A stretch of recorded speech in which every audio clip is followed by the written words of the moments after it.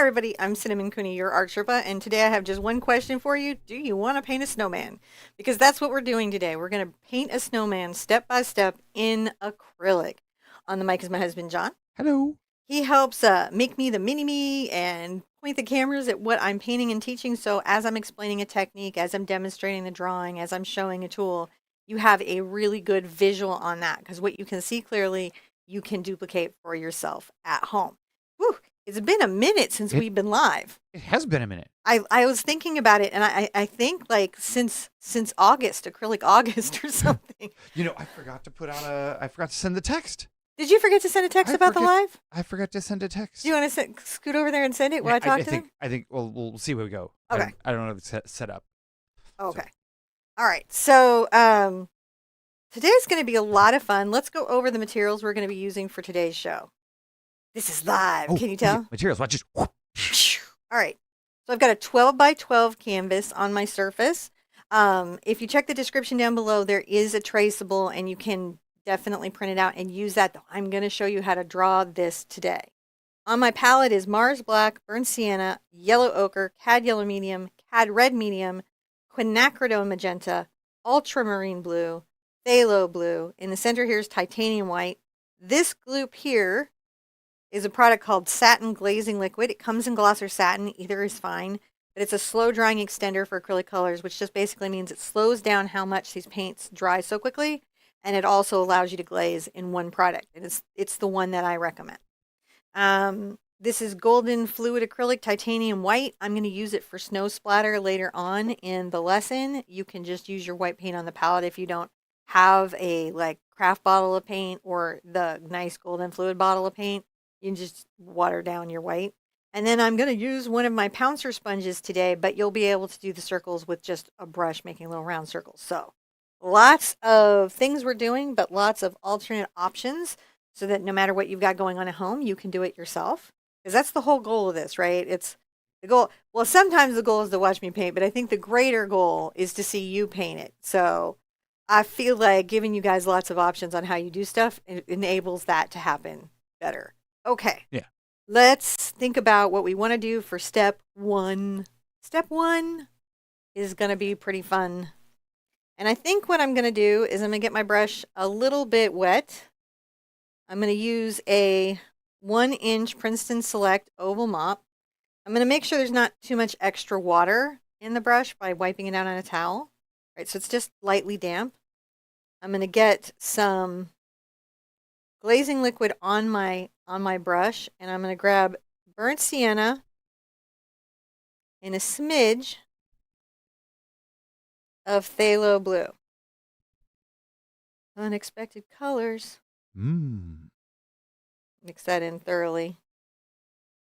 We're really loading the brush now too. What does that mean? Well, it means that we're putting lots and lots of paint into the brush so that when we come to the canvas and we go to paint it out, it'll paint for a little bit. You gotta fill its belly with paint. Well, right now what we're going to do is we're going to paint the underpainting. Ooh. So that's the fun part of the job right here. I'm going to be taking this color down to about the lower third. And I'm just brushing it through. This is an underpainting, so it's just a layer one. We don't have to be too concerned. We're just taking the canvas from white, right, which we have from white to the undercolors of the overall image. Get a little more paint on here.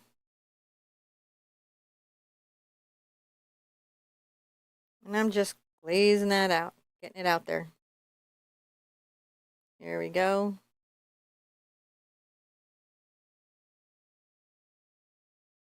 A little more burnt sienna. When they're together and you get them right, they make a medium gray, and you can take it from a blue gray to a brown gray. It gives us a good basis for this painting. We just need a little bit of color on the canvas. Now, once I've got it on, I may come through and sort of smooth it out with my brush. Back and forth. Kind of gently softening it a little bit. Even though we have lots and lots of layers to go, it's nice to have good foundations. And you'll notice that as I brush it out, it evens out. It's more homogeneous. More homogeneous. Now I'm going to get a little bit of my glaze on here and a little bit of my phthalo blue and some titanium white. I'm going to come right here and come across with some phthalo blue. And then right here, I'm going to kind of blend those out, going back and forth. I'm not going up and down, I'm going back and forth. That's how I'm going to get my transition going from my blue, and I can go up into the brown with that stroke. Now in this case, I'm going to rinse the brush off a little bit. And I'm going to take a little bit of blue, just phthalo blue, over to my titanium white. Make sure I've got some glazing liquid on it so it's just juicy and blending off my sponge, but blending off my brush. Have any sponges out right now? I'm just going to come across here and just do this kind of a clean, clear blue. And I'll bring that color again up into the brown, going back, back and forth, kind of creating a soft transition between these two colors.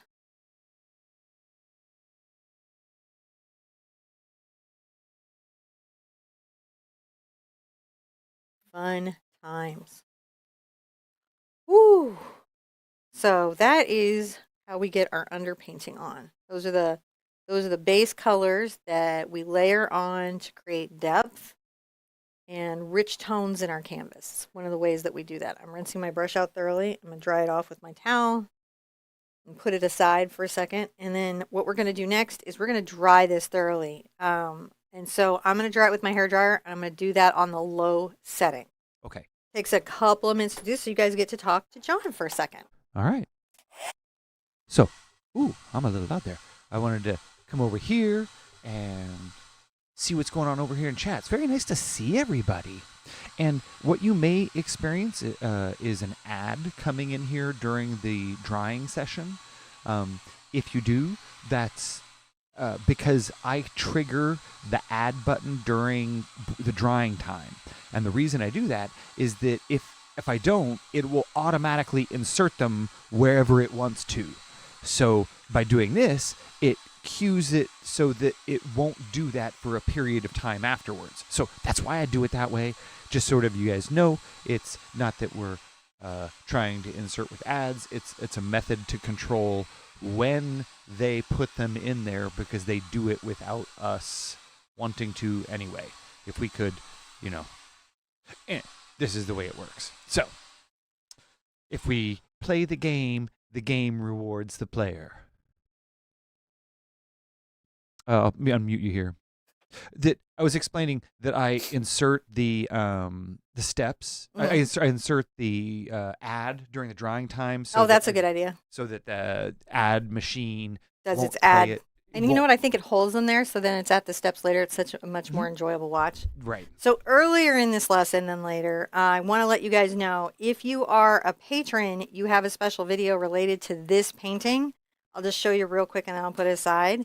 We did a pencil drawing of this step by step. And I got to tip it this way because of the balancing. So we did this, and so that's in your... Yeah, we can see him. He's good. Yeah. Is he good? Yeah. So that's in your dashboard and ready to watch in your patron playlist. So if you want to pencil draw him and paint him, I have that for you. But I am going to show you step by step how to paint draw him on here. It's a little different than pencil drawing, though, when we kind of paint sketch an object in and then fill it in. So that's why I wanted to show you that you have those options if that's something that you're doing. Well, thank you, Shannon. And are we ready for step 2? I think we're ready for step 2. 2. I'm going to start doing a diffused background. I'm going to get my brush wet. This is a number 10 Simply Simmons Bright with a hog bristle head.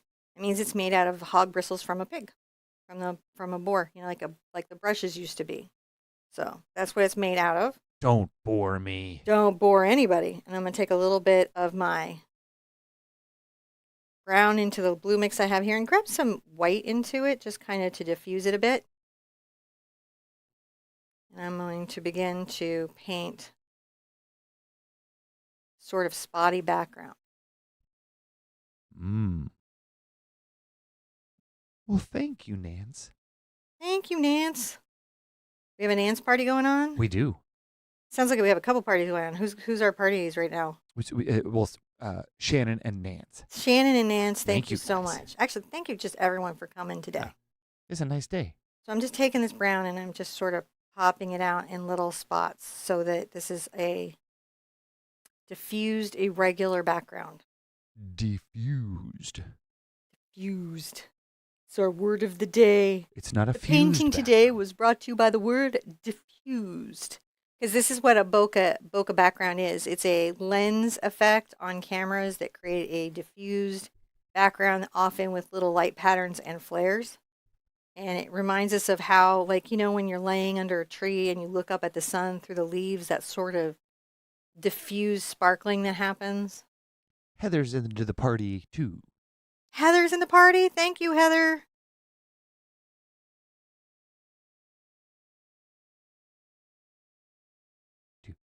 We're just bringing this through. It's just beginning, kind of just starting to break up. We're starting to camouflage. Mmm. We're starting to camouflage. A little white in here is okay.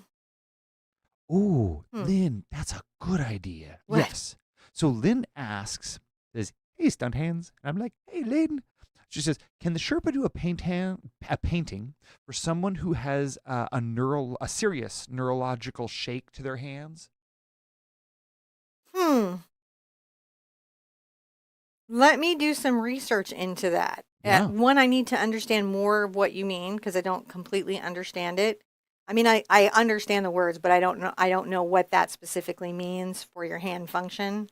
So I would have to like really look that up and then really check what's out there. Uh, I This is a research thing. It's a research thing. But It's a research thing because here's why. That's not my experience. mm, Right? So my experience has been with, my hands and everything. And so if you're ever trying to do something for somebody else in their experience, you've got to at least do research. yeah, I would imagine. So that seems like a good idea, Lynn. We'll have to research and see how we could do that. I can tell you now that there are many, many art companies that make adaptive grips and brushes Mm. that are helpful for different hand strengths and different hand grip abilities. And that's what you look for. If you go to like Dick Blick or Jerry's Artorama, you want to look for adaptive. And then you can look for easels, brushes, pencils, just sort of anything. And there's not as much as needed. By any means, I put a little blue over here into my brown. No way, by any means, as much as needed. But there is a collection of stuff out there. The companies just tend to go under pretty quickly, You know, which I, is a shame. I'm curious if Lynn has taken, because she had said that big problem is straight fine lines. Aha. Um, I was gonna see, like, have you tried our abstract series in acrylic? We did an acrylic April abstract, mm-hmm. and it had so many lines that didn't require straightness to make. Like It's true. so it Some of would. them were no less straight than others. Well, and even so, a lot of those abstracts, that's not a necessary component. But the tools that I would recommend for you then are a tool called a bridge. Yep. It's a clear acetate kind of actual bridge that goes over your canvas that can help you rest and steady your hand. I would also recommend using a tool called a T-square and then just brushing your lines across this, letting this be, I mean, you're going to lose your numbers and it's going to get messy, but that's not why you're using it anyways. So you can use this edge to straighten your lines. And the other one that you can do is to use tape. You can put tape down, right? Like this. I know I'm taking a little we're taking a detour for a second. That's okay. So say you have a short line and it needs to be straight. You just take this and then burnish it down and then paint right there and it'll leave you a fine line. So those are just some ways that right now you can do that. Maybe I'm more prepared for this than I thought. Sometimes you have like knowledge or know-how that you don't realize that you have. Yeah, and I like these lives. It's not like it's a detour. Like, this is the reason why we come here together, is to learn this stuff. With my great joy. All right, so now I'm going to come in and get a little white into my brush. And I'm going to kind of come through here and maybe a little more blue in it.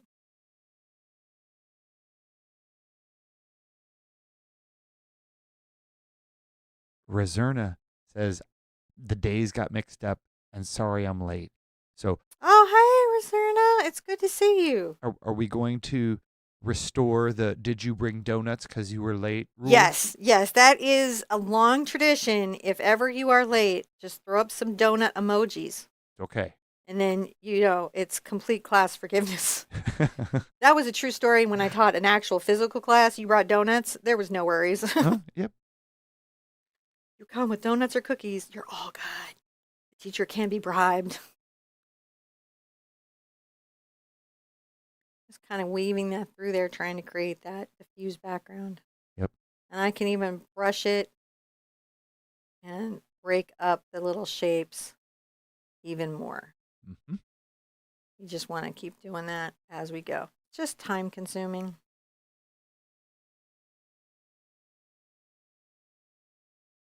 I have to. So again, that's phthalo blue, burnt sienna, a little bit of white. You have to what? Oh, nothing. Nothing? If I lean too far away from the mic, I get muffled. Ah, well, if I lean too much to the left and over, you can't use the side camera, so we got challenges. Right. Oh, it's been a good day today. A lot of fun. Good day already. Just inside noise, if you're on Facebook, I'm sorry the page is not back yet. We're still working on it. We're still trying to get it back. We're hopeful, aren't we, John? Yes. Very hopeful. We're I was very just reading hopeful to have it back. the Sorry for the gross images. I did not love them either. yeah, no, the update is that it is in process. Doing the team that has to do it has to walk through appropriate security fire doors to make sure that everything happens in the right way so that it's appropriately and brought back to the safe place. Yeah. And it doesn't happen overnight because it has to get approvals and security clearance, and it's over my head. They seem to think they can do it, though. That's what Yes. they keep saying. The So feedback I'm just is yes. trying to believe that. Yeah, the feedback is that the page will come back faster than the business thing on the back end, but we don't necessarily need that to have the page back. So they're working on that. Yeah, Thank you, they're getting it Angela. back. Oh, and I kept getting asked, like, how do you report a hacking to Facebook? That's what that silly verification check is for. Yeah. When you have the verification, you have your page verified that you are you and check, right? And you pay for that monthly. Then you have a chat window so you can actually talk to somebody at Facebook, like chat with somebody at Facebook. And that makes a big difference in your ability to get help. And It's not fast. No. But they have Oh a my lot gosh, of it's not requests. fast. I'm sure they have a queue. Yeah, they have a lot of requests. So I'm just bringing this through here, trying to just make sure this is nice and diffused. Diffused. Beth is in Sandy Pond, New York. Hey, on Beth. Lake Ontario with 51 degrees and sunny. Oh, that sounds lovely. It's very similar here on the other side Bring a of little that blue lake. over to my brown.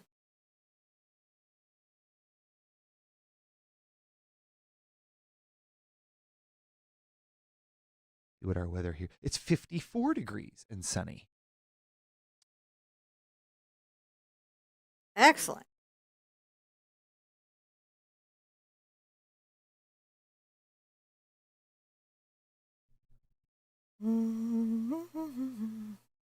Just a little more blue and brown, and we're just working that through. See, we're kind of closer to Erie and Huron than we are Ontario.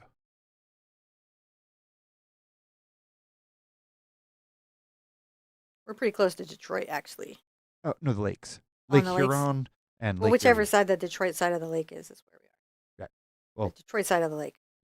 sort of, we're on the tail end, the sort of southwest end of Erie, or the southern tip of Huron. We're here. Right, and then On the hand. Michigan's on the other side. of the lake, of the state. That's where we are in the hand. I've learned that right now. I'm like a I'm like a child who's like learned their address. I know where I am on my hands. Do you remember how exciting it was when you first learned your address and how they used to make? Do you remember when they used to actually make you learn your address? I don't think they do that anymore. There's all this stuff they don't do anymore. Like a lot of schools don't fail kids anymore. That must be nice. I certainly remember the fail rate when I was a kid. Mm-hmm.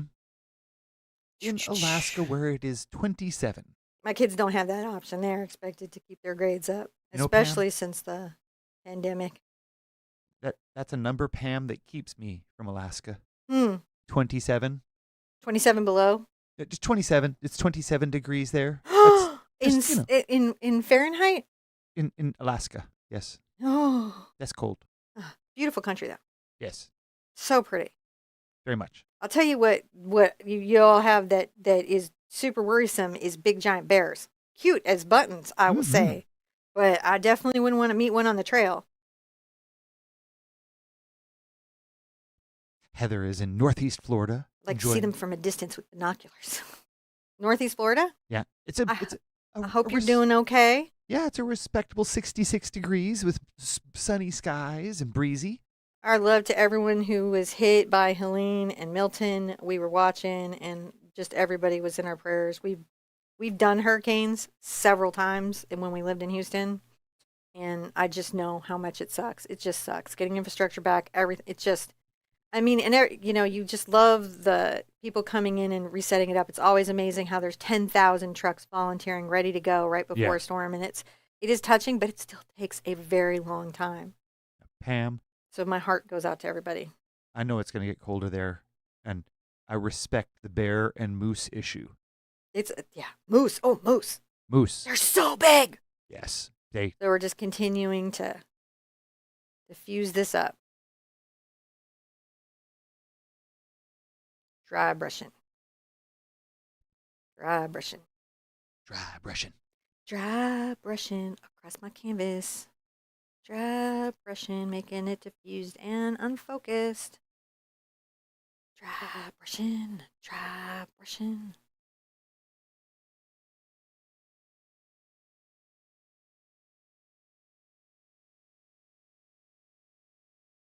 Going like this,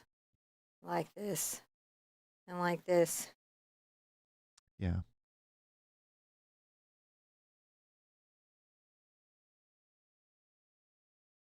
So it's good to see everybody out here today. So good to see everybody Nice out here today. I'm going to work crowd. these colors into my brush and continue to sort of dry brush this darker color over everything. And what I'm doing is I'm desaturating it. No, Heather, they have moose and squirrel at the Grand Canyon, for sure. They have fat squirrel and skinny squirrel. Big moose. One side has skinny squirrel, one side has fat squirrel. Same squirrel. Different amount of visitors. And you can see these some cute squirrels. I always have such sympathy for rangers when they're like, stop feeding our wildlife. Stop it. And then people are like, but it was cute and it used big eyes. And it just sort of ambled over to us, and we had no idea how it would survive in the wild without us feeding it because it was so big and cute. And they were like, well, that's how it got that way.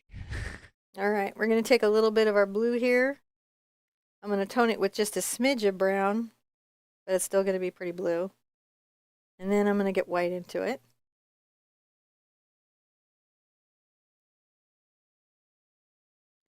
I'm going to just start to... Is this your background for We're the still ground? backgrounding. It is the background. Or the Background. background. This is a long step. Sorry, guys. Is it the underground? It's the underground. It's the underpainting underground. I'm adding a little more white into it. I want to lighten it up a bit.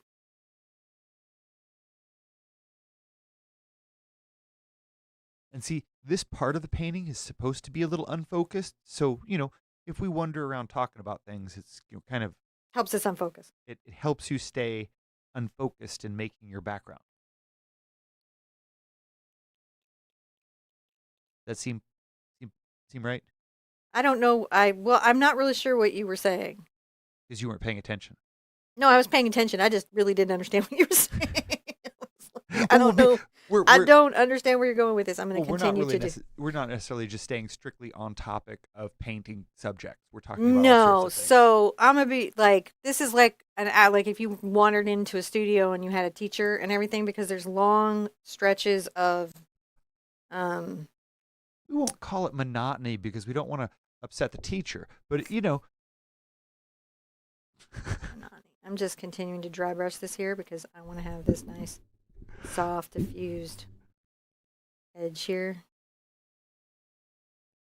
no, it's a legitimate question, Nance. Like sometimes Cinnamon is just focused on what she's doing there, painting, and I'll be talking, and then I'll ask her a question. She'll be like, "I wasn't paying attention. I was painting." So Adding a little blue up here so that's kind of up into that. ooh, Frostbite Falls, Minnesota. I mean, That is a name that tells you all you need right. to know. Their marketing department's got to work on this. That is, yeah. Really. The Tourist Bureau. Used to think about rebranding. I'm going to get a little bit of glaze in here. Just because everything is drying on my brush.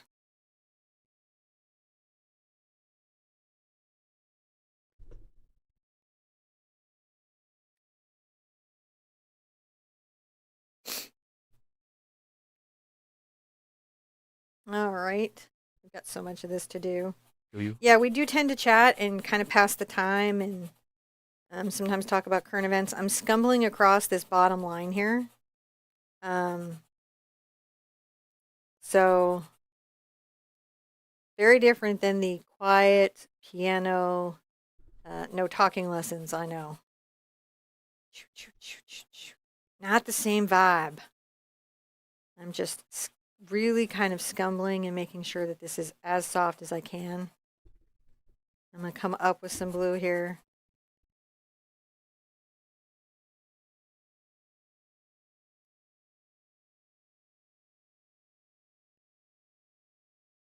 That's the deep background.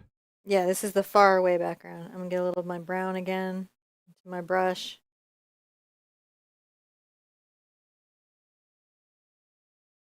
And I'm going to scumble back across here.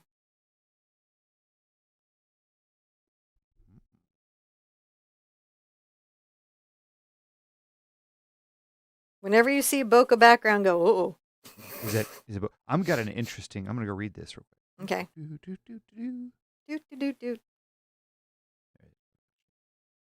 I love answering questions. That's one of the things I love about the live is being able to answer questions live. Yeah, me too. I was actually flipping over here to. I've missed. Well, I'm always I'm in the live chats during premieres, so like I'm always answering questions. But I just really like this sort of venue. Ooh. Just dry brushing this down, just trying to create a very diffused, out of focus line between the background. I was just told not to say anything about the thing I was just shown. What? Nothing. What? Now I'm curious, and I'm gonna want to know. It's for the store. But I want to. I could show you, but Then I would know, and then I would talk about it. right, because I can't be trusted. Right. Okay, I understand that. Happening. I can't be trusted. I will talk about it. I get excited. I was told I'm working on it, not telling you to announce it. Okay, I'm not gonna announce the really cool thing that we're working on. Just coming across here, and again, we're just trying to sort of layer through here.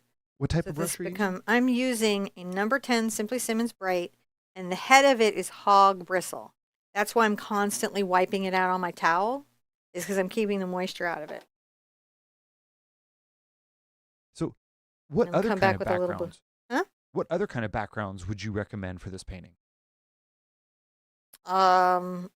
Really, honestly, it's any background that you want. You could put mountains or trees, or because the snowman, the placement of the snowman in the central foreground means all of this is just up to you. I would like to see like porpoises jumping into a heart shape behind him. This is why I don't let John suggest paintings for us to do. The Florida just beach. Dry brushing here. First of all, if I did the Florida beach, or Florida anything, it's manatees. It's manatees all the way down. I don't know if manatees can jump out of the water and make a heart like that. I don't think they can, but I would paint them under the water, making cute little manatee shapes because they are the best. No. Best, best, best, best, best, best, best. They're the very best thing. Little sea cows. You ever see them bump into alligators? Like they totally bump alligators. That's how sweet they are. And the alligator doesn't do anything to them.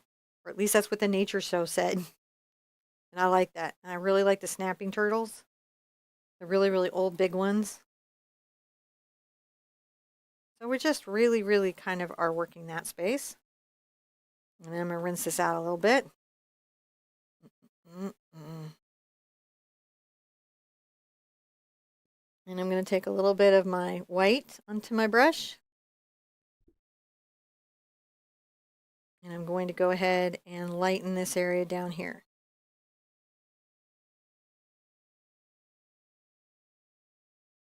Too much water in my brush. Kapow, kapow. Lightning McQueen. Kind of work this down here.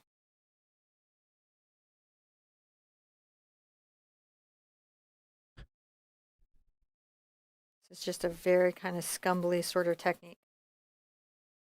See how we're almost scribbling? I see you making those. Scribbles. Paintbrush scribbles.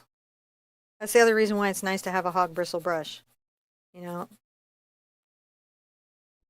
Well, I do recommend the brushes that I'm using. It's okay to go on Amazon and find equivalents in sets and, you Don't know. go on Amazon. We have a store. We have a store, and I love the store. And if you want to buy the exact brush I have, and you live in North America, Please buy from not North America, United States, contiguous, then definitely I highly recommend the store. But if you're on a budget and you have to do something else, it's totally okay. Yeah, but it's very nice if you guys buy from our store. It helps support us. It's one of our commercial fronts where we try to make a profit. Profit. We don't really do that. It's our Ferengi We've front. discovered that we are not Ferengi enough is our problem. We are just, we're like, we're just a little too not Ferengi enough. We're gonna see if we can find some Ferengi friends to come over, help tutor us. Help us. Help us. I'm just kind of making sure that there's just some value down here that this is lightening up. I was the worst car salesman. That is telling the truth right there. Every time someone would come in, they'd be like, "Oh yeah, I want to go look at the Nissan 300Z." I'd be like, "Okay, cool, let's go look at it." And then we'd sit down, and they could afford a Nissan Sentra, and so I helped them buy a Nissan Sentra and not a 300ZX, and therefore never made big commission. My mom was the opposite of you. I know. I was like, she could validate anybody's purchase for anything, man. She's like, don't go shopping with my mother if you have like any budgets or thoughts about budget in your life. Married, 3 kids, wants a 300ZX, 2 + 2. I'm like, man, what are you doing? Just creating these sort of diffuse backgrounds. All right, let's dry everything. All right.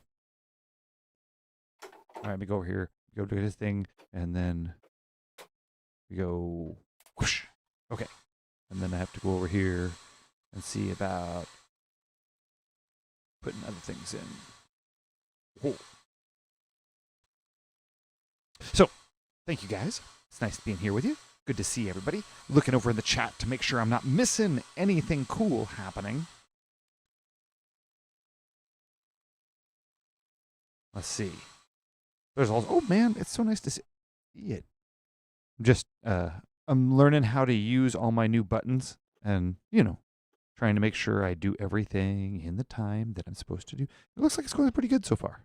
Now, I'm going to be using my little sponge to create my bokeh, but I just want to show you real quick that you could use a round brush. I get it just a little bit wet, dry it off with my towel, and I'll come make a little kind of brown one up here. And you could go around in little circles and just make them like that. but I'm going to be using my sponge. That brush I just used there was a number 8 D'Artagnan. I'm going to go ahead and get a little brown on this.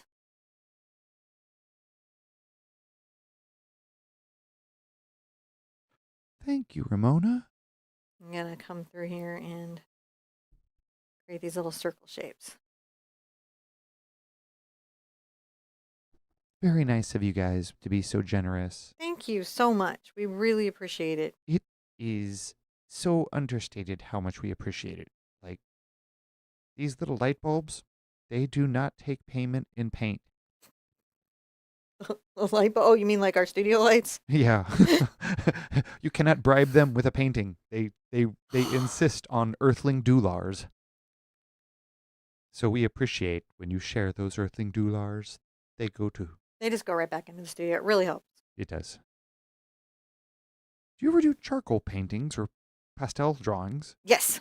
You do? Yes. That's Yes. interesting. I have a set of pastels that if you saw them, you would have such pastel envy. You do those on the patron shows a lot. Yeah. Yeah. I'm more likely to do that on a patron show. Just because like it's even more relaxed than this.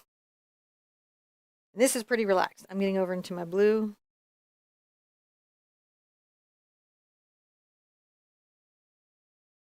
And I'm just making little patterns of the circles in there to help create the circle diffusion. Circle of diffusion.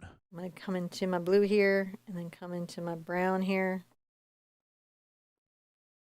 Get kind of a darker color.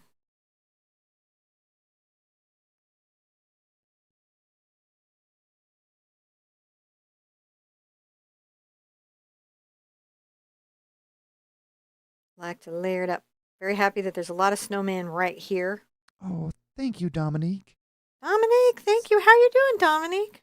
Thank you guys so much. Really appreciate it.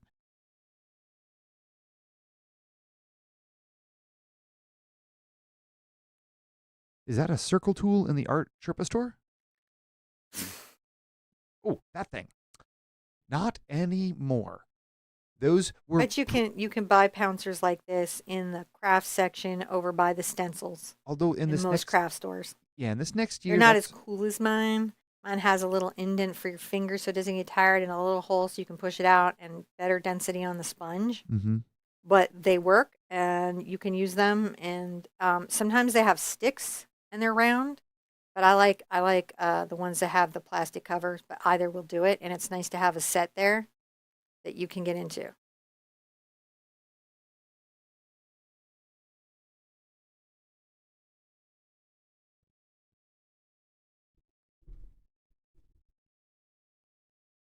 Just trying to fill that all in. See, it's just starting to go more circular. Yeah. It's the layers. You gotta have the layers. Mm-hmm. And this is almost dry brushing with the sponge. Very important to wash these out when you're done.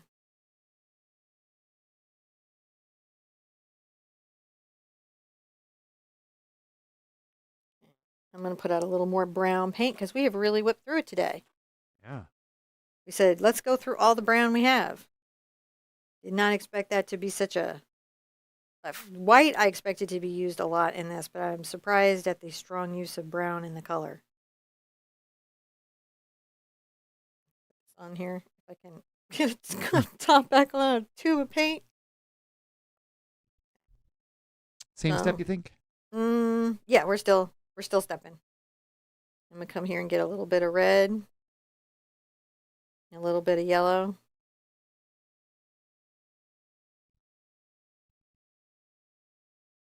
Maybe a little more yellow. Find the color. Come over to the white.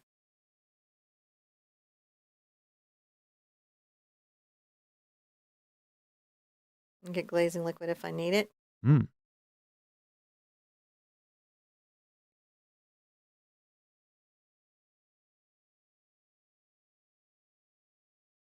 Come in different places and just making sure I'm layering how I would want it.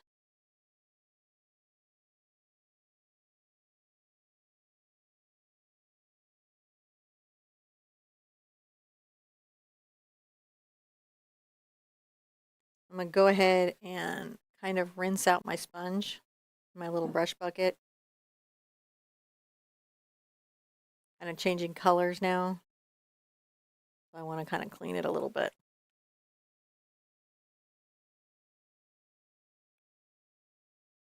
Now, I don't have any allergies to any of the pigment on my palette, and I know that for sure. So it is something like if you're not sure if you have paint allergies or not, you may want to like wear gloves when you do that. But you probably don't. It's just good to check if you have allergies before you go be touching stuff. Before you be touching stuff. Yep. Little brown here. There we go.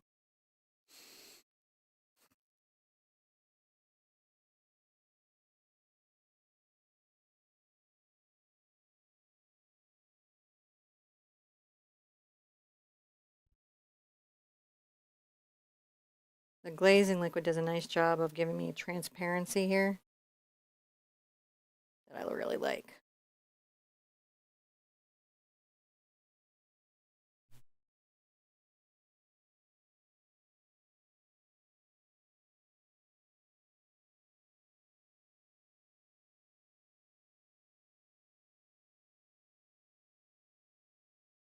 Get a little white on here.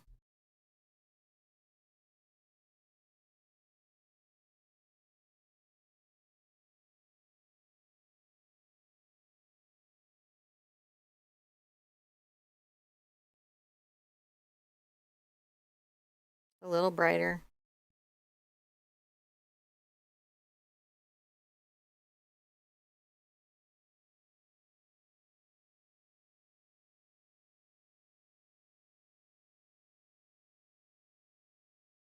Then I got all quiet. See, I was chatting earlier, and then I get quiet because I'm thinking. It's the ebb and the flow of the painting. It's the ebb and the flow of the painting.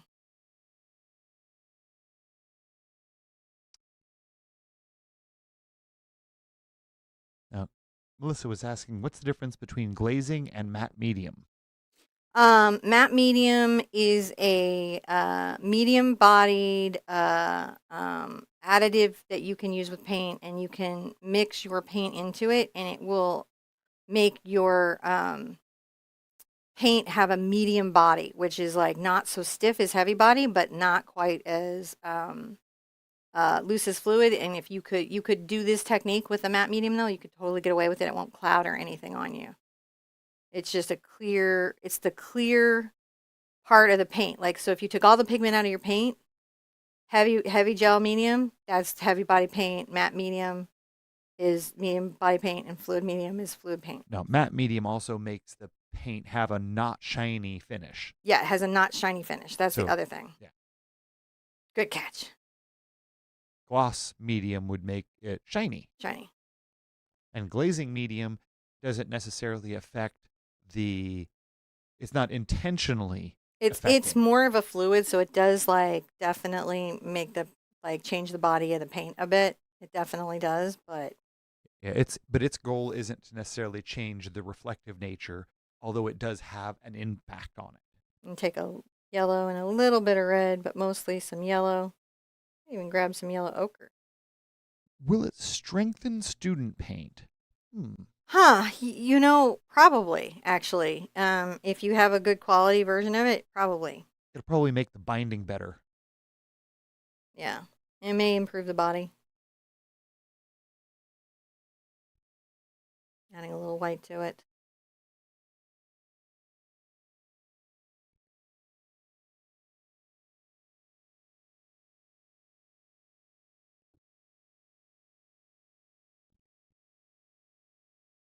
I just come to the edge and twirl it out. And you can be doing little circles with your brush. You can do this any way that's comfortable for you.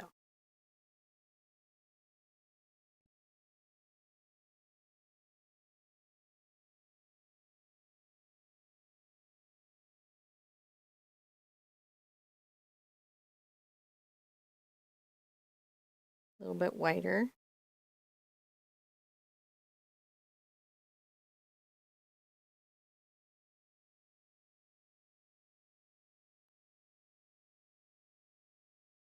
A little bit whiter.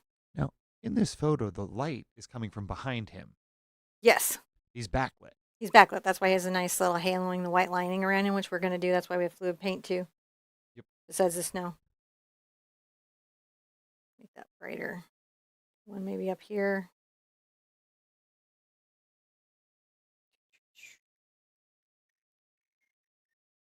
All right. I'm going to wash my sponge so that the paint doesn't dry on it and ruin it. Right. And then I'm going to dry everything. Dry it. All right. Dry everything. Dry the surface. Drying it, drying it, drying it. And I will talk to the peoples. Talk to the peoples. Talk to them. All right. Gotta come back over here. And we're gonna see what everybody has going on out here. Will a sponge work like that? Yes, a regular old sponge can be used for stuff like that. You could cut it into shape, and the texture that you see will be. You have to be careful of the texture because the sponges can impart a texture, but you could cut your own sponges, no problem. I think it'd be a pretty smart thing to do if you didn't have any. To manufacture your own sponges. Yeah, you absolutely could. With a pair of the scissors. Battery storage cases have little round inserts that come out. You can use them. I've used them before. There's a lot of weird locations where they're naturally round sponges. And again, the ones at the craft store with the sticks are just a couple bucks usually. So those can be good ones to use. Some people like to use cotton balls.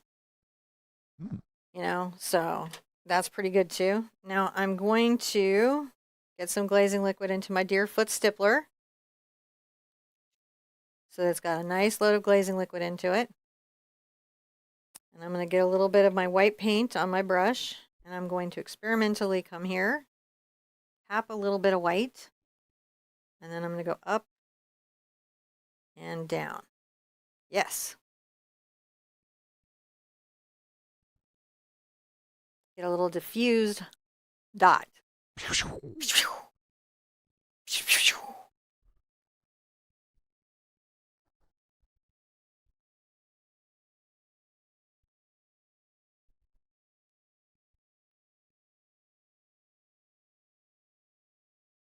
Little winter wisps.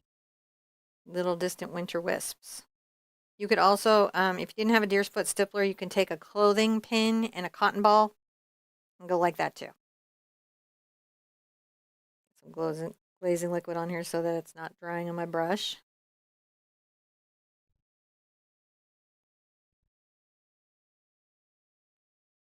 Now, these are just the big dots that we're doing. We'll splatter the small dots.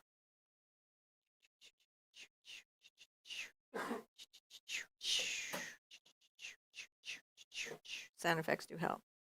So we're just creating the diffused dots. They're just a little bit diffused.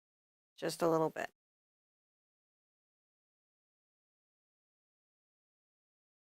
Grab some of this yellow and white.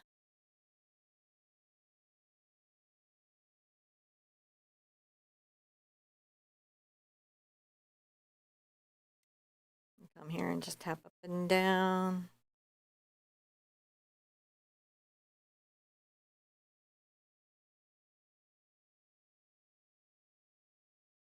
So these are just slightly smaller flakes.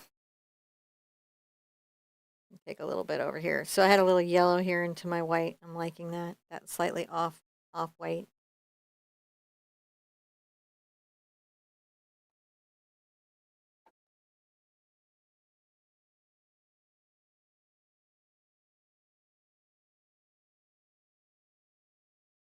So now I'm going to rinse out this brush, this Deerfoot stippler. I'm going to dry it off with my towel, and then I'm going to reload with glazing liquid.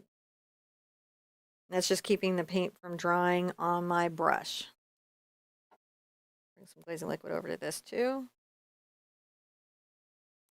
Work some glazing liquid into the Deerfoot stippler.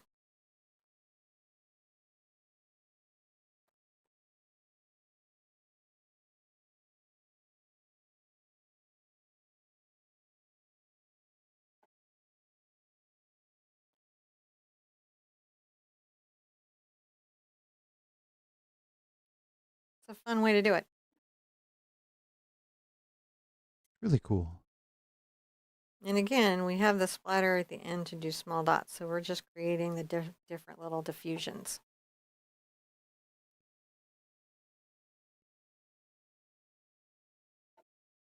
Two brushes. This is a number 6 Raphael Sepia round. Mm-hmm. Just a round brush. This is a 3/8 Princeton Select Deerfoot Stippler. These are two brushes right here. To stipple. To stipple or to not stipple? That was the question before I started this painting. Because I don't rehearse these. I just like have my reference and I'm like, how would you do this? And then I go for it. She was definitely stippling self-conscious this morning. Do not know if I can stipple. That's true. I get doubt in my head sometimes too, just so you guys know. You had the stipple yips. I had the stipple yips. I was like, there's so much bokeh in the background, it cannot be done. Now, there are layers of these, so we'll be getting this technique out again because we'll need to bring it through here in the foreground and a little bit over our snowman. We're just trying to do the ones that are in our background. So, do you think you yeeted the yips? I think what happened is what always happens is that I get into the work and it's maybe not going, you know, the way I initially envisioned I would go in my head. That often happens where the journey through ends up being different and unexpected. But I would say I'm happy with how it's coming out, so it's okay. If that makes sense. It does. And things are working out like the way the Deerfoot Stippler is diffusing the little light bright dots is working. I'm very excited about that.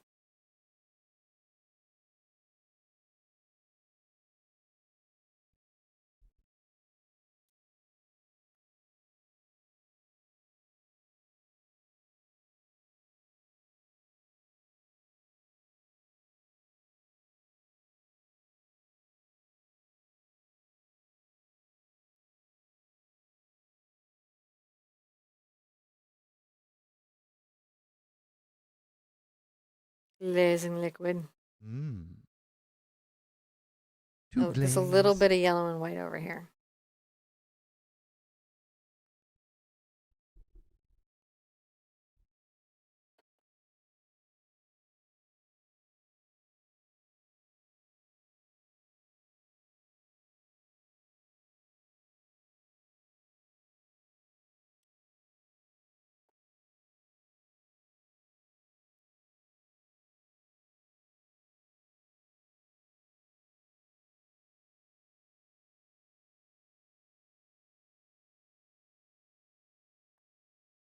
Just trying to balance out these little guys.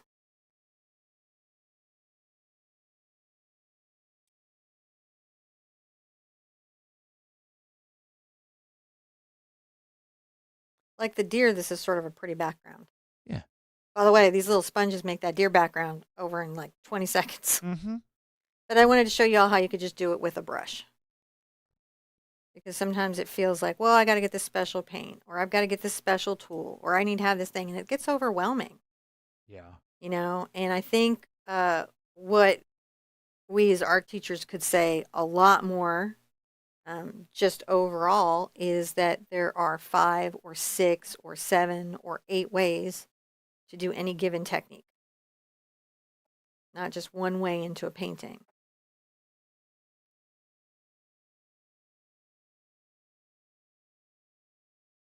We were talking last night when we were doing the patron drawing about how, like, you know, sometimes with drawing, people become so entrenched in certain techniques or methodologies that they start to say things like only this technique or only this methodology.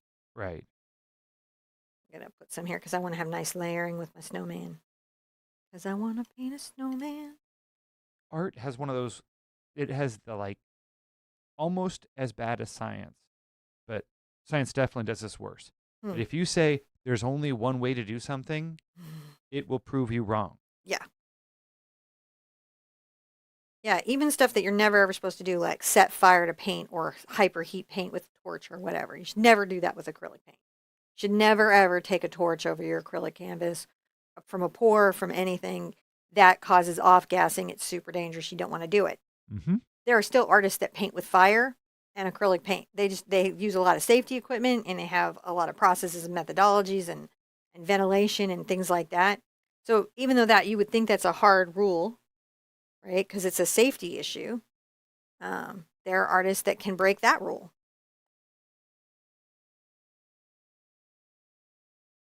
So there's always a way.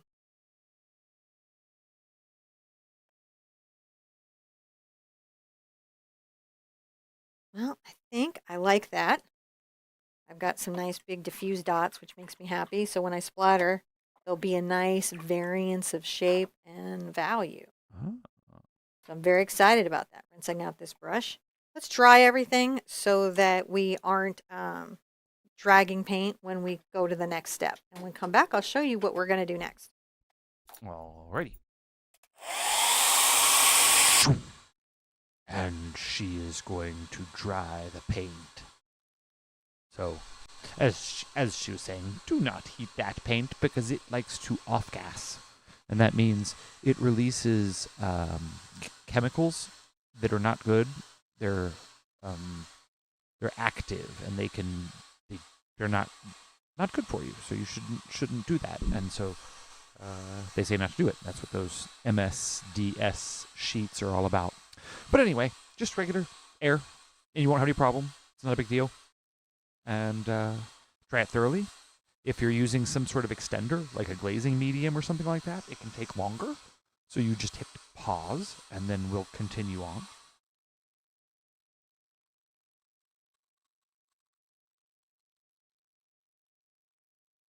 We'll get that.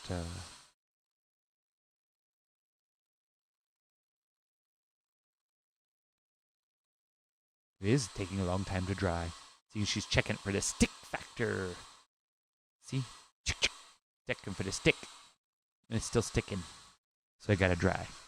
Dry until it's dry. And there's some questions. I'm gonna go. It's okay.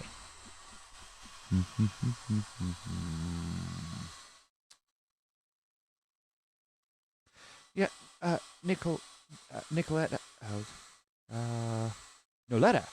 Man, eyes from far away. Thank you. We do appreciate that you guys recognize that it's important for Cinnamon to be able to talk openly with you guys about what products she uses, which one she likes, which one she doesn't.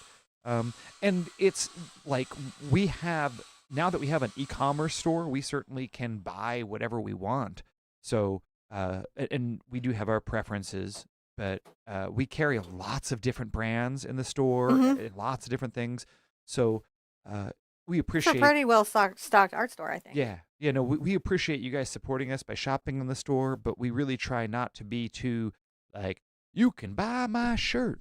But you can. They sell it at Torrid. Right. And but we don't get a commission. Nope. We're not trying to. We just want to like teach people to paint and have a good time. You know. I'm trying to see if I've got enough chalk to like. Are you ready to step it? Yeah, I don't think I'm gonna be able to sit down here. I'm gonna have to freehand and paint again. You know that's not my favorite, but I'm gonna do it. Huh? Okay. You guys, this is the step in which you would use the traceable. And you would use one of the transfer methods to get it on the canvas. For this color palette, I would recommend, you might be able to see yellow barely, but I would recommend maybe red or black on your Ceril paper, or rubbing the back of your paper with graphite, because you want a line that you can see. And the problem, because this is blue down here and this is brown up here, it's going to be interesting to see which one shows the best. White might actually still show. You just got to kind of think about it. I'm going to paint this in white, though, because I'm crazy.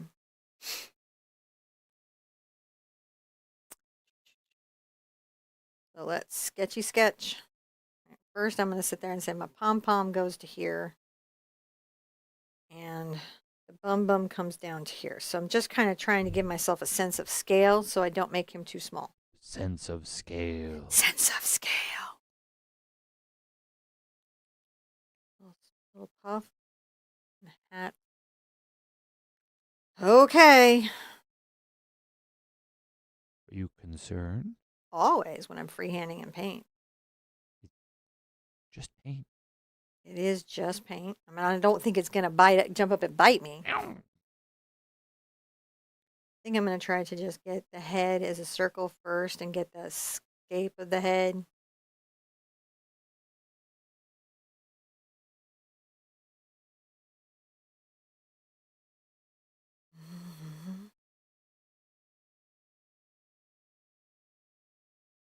I hum a lot when I paint. I'm not musical, it's just a thing I do. I like music. Mm-hmm. We have the meats. No, sorry. the snowman head. We have the snowman head. The snowman head has been made. Right. And then I might have to make it bigger, so let's see what our body. It's easier to make it bigger than smaller. It is much easier to make it bigger than smaller.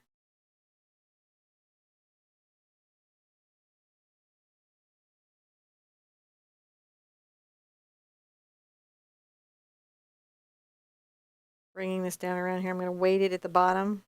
And again, we went over drawing this in pencil. If you want to have a practice drawing in the patron, so if you guys are patron, that's there waiting for you. Thank you, Vera. Thank you, Vera.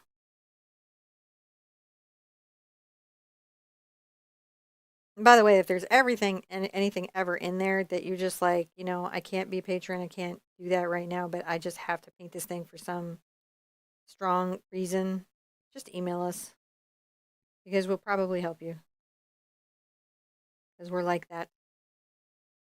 I think I'm definitely going to have to make my top circle bigger. Think so? Bigger circle. He doesn't have to be. He could be whatever sizes you like. All snowmen are equal in the sun. Thin boy, thick boy, chunk boy. Is that what you're saying? Yeah, sun melts them all equally. Yes, I watch her too.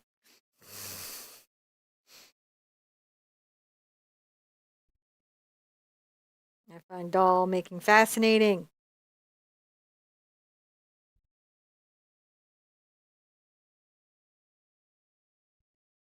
I'm going to just keep working this out till I'm happy with the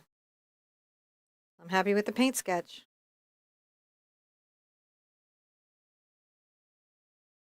That was an overly strong line. It was a powerful line. It's a too powerful line. It defined him. Find something. That snowman says, "You cannot define me with this line. I know no bounds. The snow is my domain." Little megalomania there, but it's okay.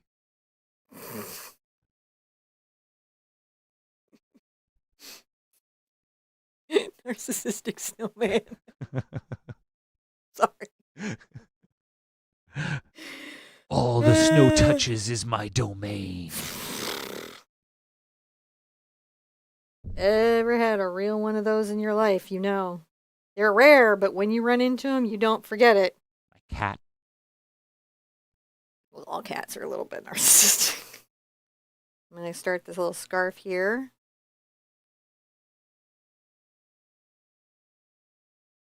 Bring a little bit around here. Come out this way. Get some little glazing liquid in here so I have nice flow on my paint.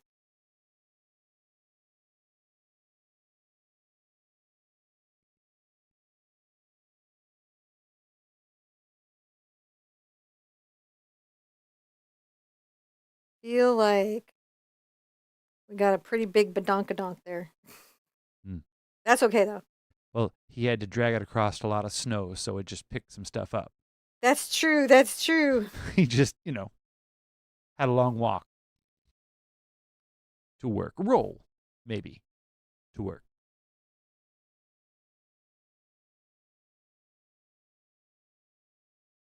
And then I'm going to draw the little scarf over.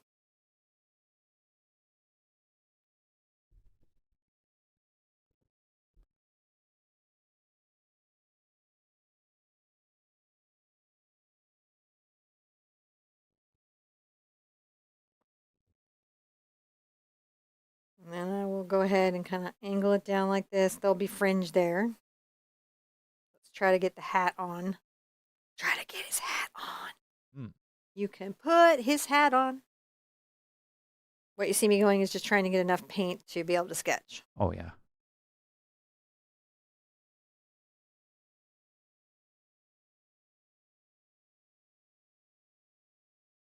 Feel like that's pretty good.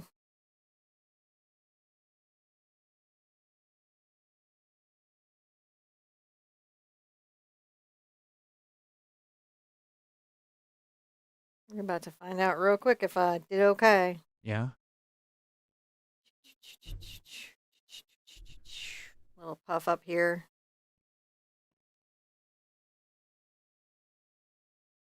That's too much paint. Is it too much? It's too much. I'm going to have to pick it up a little bit. That's going to mess up the painting. That's the danger of sketching in paint. Oh, you can erase it. Yeah. Lift that. You whole can paint. try, anyways. You got some magic skills. I have some see them. skills. Now I'm going to take.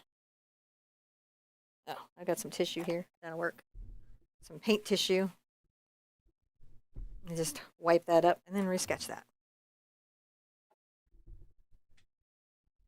Sketching in paint is a wildly kind of strange thing to do.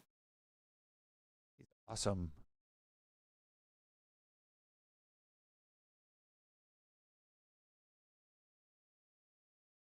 All right. I think we are approaching. I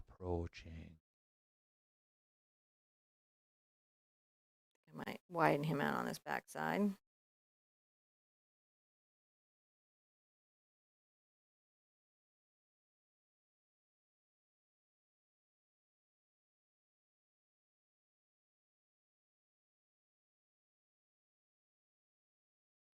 I just keep thinking I don't have enough banonkadonk. You just roll around in the snow some more. Roll around in the snow some more. All right, so I'm going to dry my lines so I have them there. These are my sketch lines. I do them slightly inside where I think the final painting has to be. That way I've got a little room to make adjustments. Okay. Right, so that's where we are with that. Let's dry this and then we'll at least have some guidance on there. You will hopefully have your traceable either on, or you did the drawing class, or you're freehanding with me here in paint. Hopefully you're having as much fun as me. So we will dry the painting. And I'll come over. I see a couple questions. I'll get those for you guys. Amy, why the snowman? Well, I think it was getting close to the season. She wanted to do a snowman. She's been thinking about this for a little while. I've got, I actually have another snowman I'm asking her to do, so we'll have to see if that one comes. It'll probably come closer to the end of October. But I have a particular one that I'd like to talk to her to see about doing. I think it'd be fun. And yeah. How'd it go? It's dry. Dry? It's dry. Think Yeah. you're ready for the next Yeah. step? I'm going to grab a 1/2-inch angle brush, I think.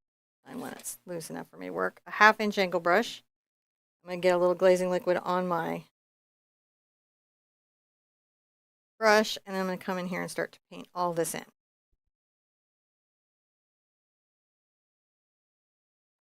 Not really the scarf yet, just the snowman. I'm going to just do it in white initially. Yeah. What inspired the snowman?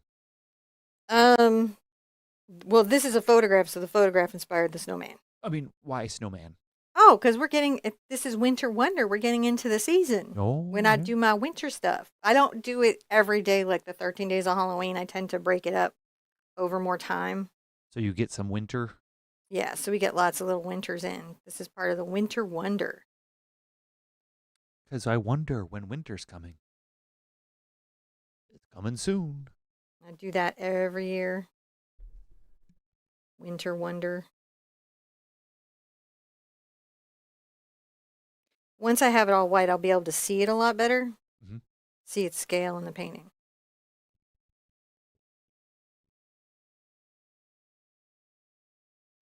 And I may put my scarf back in. Actually, I may paint the ball. Here's a thought. I've got my lines where I know it folds over. I'm going to shade my whole ball first and then put in the scarf. That seems pretty smart. Yeah, that way we can enjoy the full smooth breadth of the ball that we're shading. And then we can just add it back in because it'll go over very easily. Seems reasonable. Well, I feel like I'm a reasonable person. Get a little bit of glazing liquid over here for flow.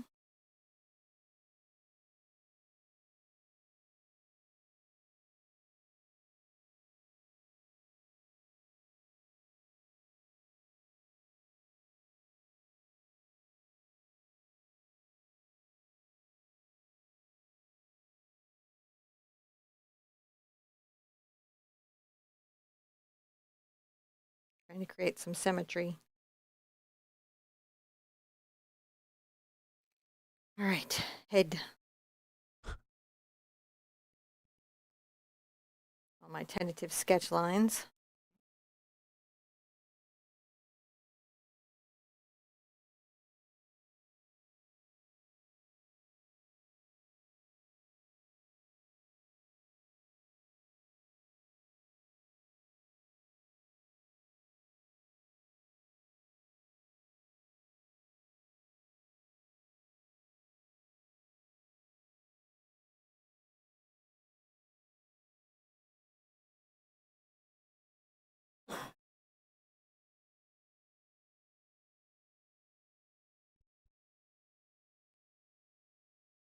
Okay. Once you have the bottom ball and the top ball loosely sketched in white, you're going to want to dry it with a hairdryer, and we're going to come back and do the very busy business They're very busy. of creating the value, because again, he's backlit, so Right. there's shadow in the front, which is different than how we normally would do the highlight in the front and shade the sides. So it's sort of the opposite of what we usually do. All right. Try that, sir. She's thinking while she's drying. Well, I'm going to unmute her so she can make some adjustments. I'm going to make a little bit of an adjustment here. I might have to move my scarf a little bit. Just seeing. Because I can always like.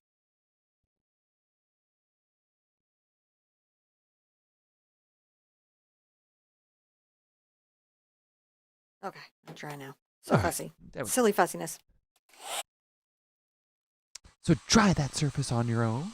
And if you do have any questions, feel free to put them in all caps, and we'll do our best to catch them.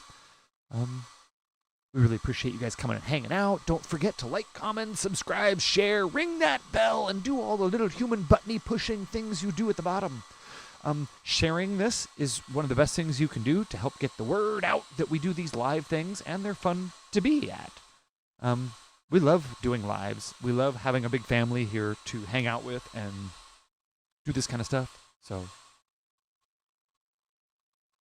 yeah, I just reading the chat, so I'm distracted. Nice to see everybody out here. So, but to thoroughly dry this so we can get the layers on the snowman. Dry. So my job is to narrate drying paint. So, I mean, it's probably one of the more challenging jobs I think in the world. To narrate paint drying. I mean, that's really kind of my job. Is that hard? That's what I do. You narrate the drawing. You have watched 10 years of paintings. And narrated it. I mean, just like process that. This is John's life. He's narrated 10 years of paintings. Something like 3,000 of them. Like we've actually, I believe, have passed even what Bob Ross did in his lifetime for paintings, like for number of sheer paintings. It's not like quite David Attenborough level of watching nature, but I've watched some paint. You have watched paint dry. You have watched all the paint dry. Okay, I'm going to grab a round blender. This is a number 12 Princeton Select round blender. It's a cousin of the Deerfoot Stippler, and it gives me a very soft blended surface. So the first thing I'm doing is a little bit of glazing liquid on here. I'm using this a lot to keep the paint from drying on my, that was too much yellow. Just want a little bit of yellow. Coming right there. Coming right there.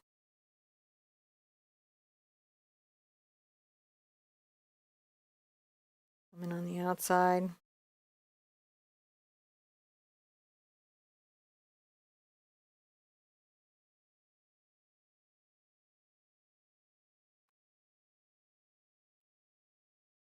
Kind of shade that in.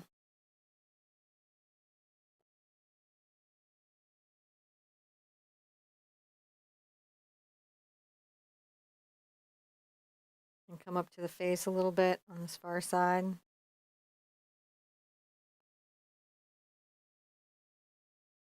I'm going to come over on the back side.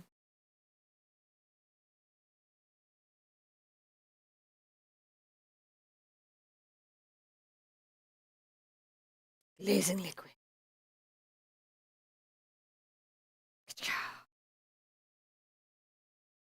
Just long brush strokes, curving and flowing. There you go. You can do this. You've got this.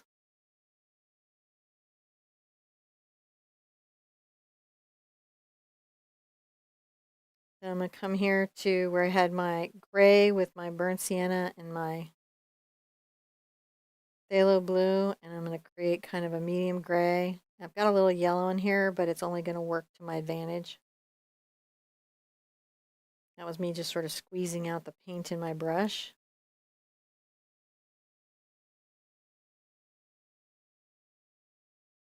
Come across here. We're going to just come right across.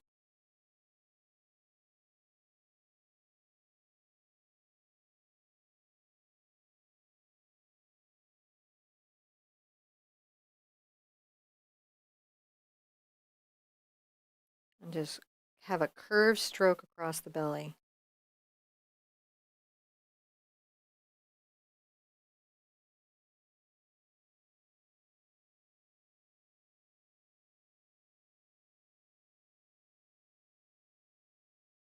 And softly come here, kind of blending these two little edges together.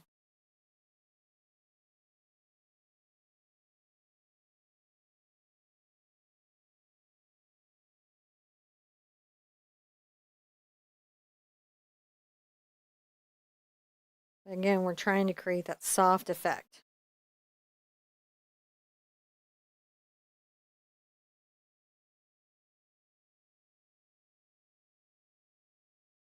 Just start to paint in this area here.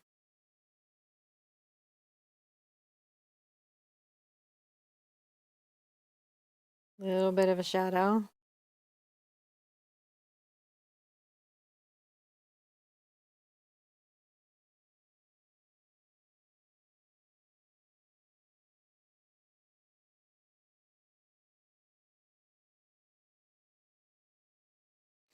Okay, while that is having a dry and thinking about what it's done, I'm gonna rinse this off. And I'm going to grab my number 6 sepia round, and I'm gonna take a little bit of my brown and black together, interestingly enough this time. It's a different place to make a gray from. And I'm gonna make a gray from my brown and black. Nice gray. And I'm gonna come up here, stroke across the hat. And from the back side.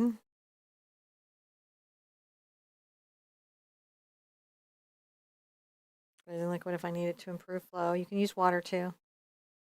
This is like the first, I think, 3 Hoots Snowman I have done on the channel. I think most of them are 1 and 2 Hoots. So this guy we're really getting into the painting of. I'm going to come up here, tap up and down.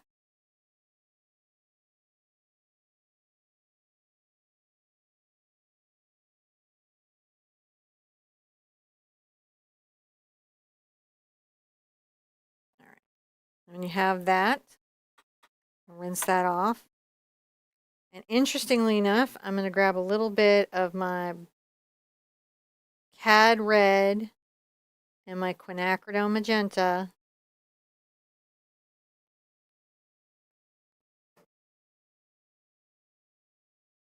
Maybe I'll add a little burnt sienna into it. And I'm going to just very carefully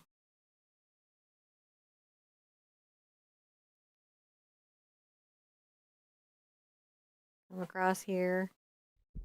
Interesting. What's interesting? I'm gonna fix my mic, and then I'll tell you. Okay. All right. Little pink cat. Okay. So I got some news about some stuff going on. What news did you get? Well, the storekeepers are working right now to get our new the new garage sale boxes with the soap kits. Ah! Oh, yeah, So we finished our soap. It's cured and ready to go out. We're putting them the in some first kits. the first batch, First batch. and we don't have a lot. So So it's there's going like in kits. yeah, and it's Here, I'll let under. you tell them about it while I dry this. Oh, Let's great. dry our paintings, and John will tell you about it, and I'll be right back. I'll be listening so I can hear him over the hair Oh, dryer. so put that over there. And okay, so here's the scoop on the soap kits. We have some really cool garage sale kits that we're getting rid of here pretty quick, and they're going to go up here in the store. And there's going to be less than 50 of them. We don't have the exact prices of them yet because we don't know what all we're going to be able to put in them. And the only thing is, before the show, I didn't test fit them to find out what stuff is in there. But it's, we're probably going to have them up for sale certainly before the weekend. So if you're here in the live or you're watching this in the upcoming, you can check our store, and there should be some soap kits coming very, very soon. Let me unmute you. Boop. Boop. There, you're unmuted now. They're unmuted. So I've grabbed a number 6 Raphael d'Artagnan. I want to do some of the background snow. So I'm going to grab a little bit of the snow over here, and I let some color get into it just so that it's not pure white. It's very bright. And I'm going to come back here. White as the driven snow. White as the driven snow. And I'm going to kind of just do this back snowbank.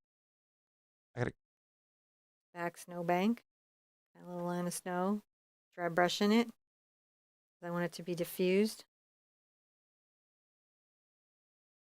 Not have a crisp edge.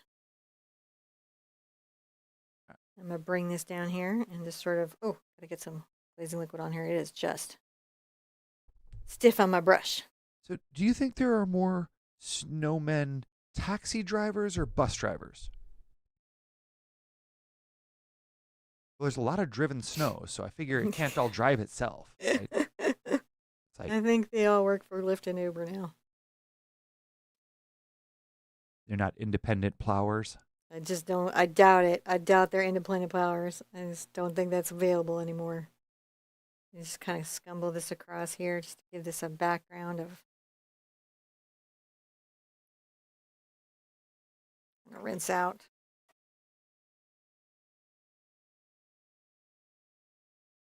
Pam points out you can drive snow with a plow, but I think that's a little pushy. If you hate dad jokes, we're gonna bug you.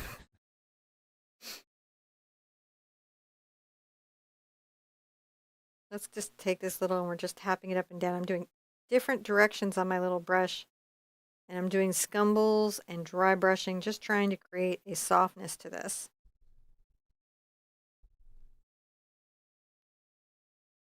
And get a little blue on there. And then I'm going to bring it kind of, maybe like a little bit of an angle.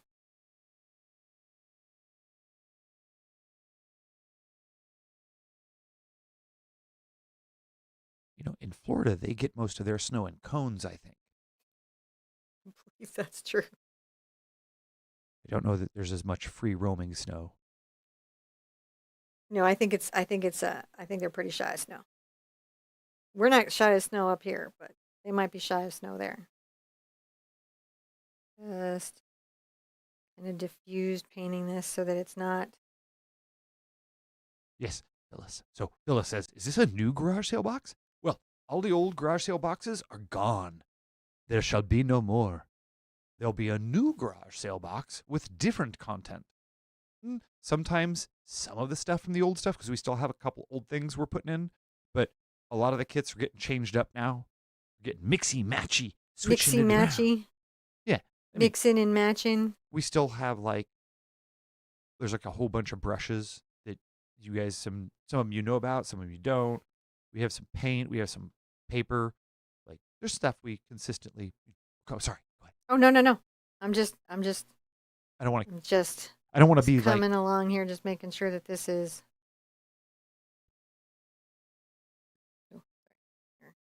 Not wanting to oversell it. You don't want to oversell it. Right. Well, because part of it is I don't know what's in it yet. Because I don't know what's going to fit in the box. That's really what decides it. What's in the box? What can we get into the box? Now I'm going to take a little bit of my phthalo blue and burnt sienna again and make a gray. If you can get a green if you don't mix these two correctly. So if you're just getting green, switch it to phthalo blue and Mars black. Green. All right, I'm going to get a little bit of white into here. I'm going to create kind of a middle gray. I'm going to just very carefully. Pamela says that they had the sound turned off, so I missed the jokes. And that's okay. You can rewind, and they will still be there waiting for you like a time traveler. Planted there for you to listen to and be ruined over and over again. Just adding a little bit of shadow there. Constance thinks this guy's a snow blower. He's a snow blower? Yeah, he goes to the raves. He's all about it. I could see that being true. He hangs out with Disco Snail. Disco Snail. I love Disco Sorry, we're married a long time. Coming here and adding a little shading.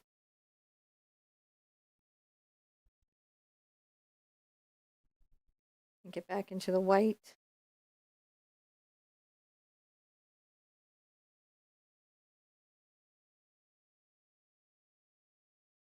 That's a blendy blend.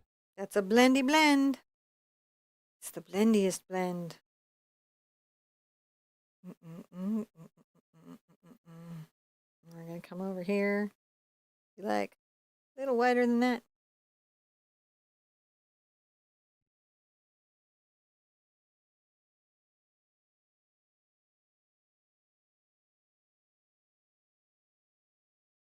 Just sort of scumbling this out.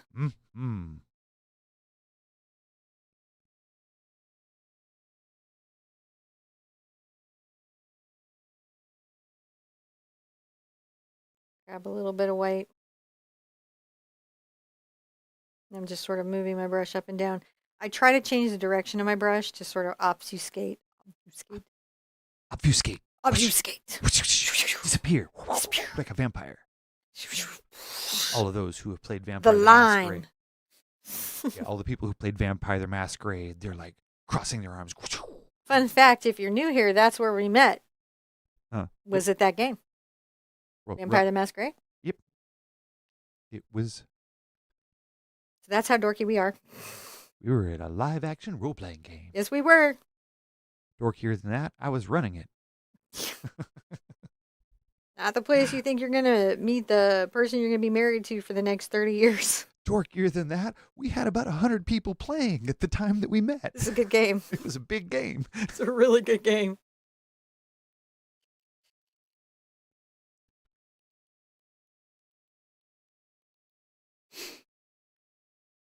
Sorry, Lynn. Got some water damage. Oh, man, I am really sorry. That's the super bummer. Sorry to hear for that. Yeah, we were thinking about that a lot. One thing I want to say, we're looking at if there's anything we can do. and I'm not really sure yet. We've got to make some plans, but off the top of my head, if you have been through Helene or Milton and you lost your studio, sometimes Fresh Arts has grants to help people restock. There are grants for artists that you can find online too. You just want to look for grants for artists that have been through natural disasters, and they have those. Sometimes stores like Jerry's Artorama or Dick Blick will also do programs.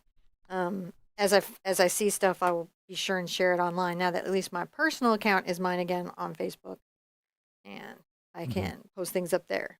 Hopefully soon on the page. And just to be clear, no, I didn't give out a password or a code. Mm-mm.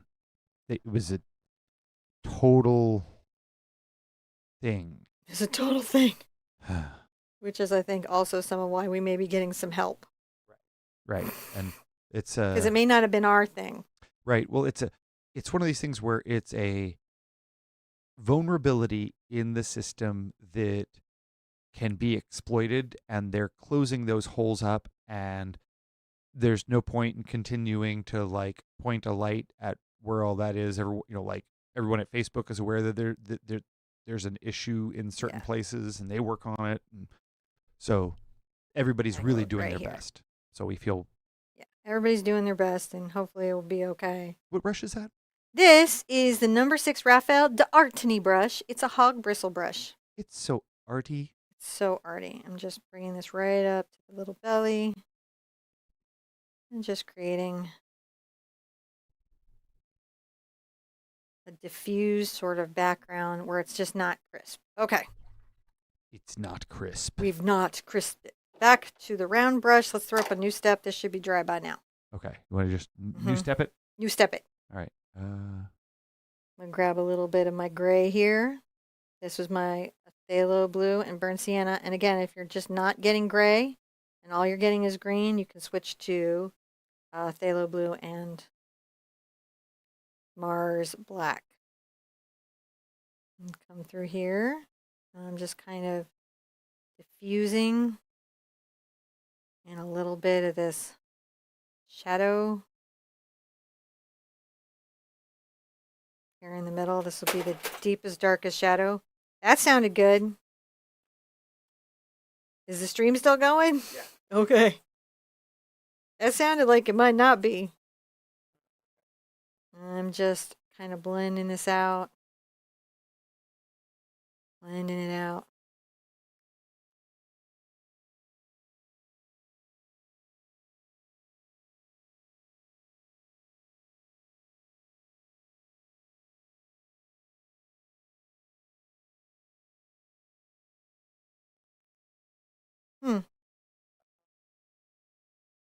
Did we lose the stream? Just blending this here.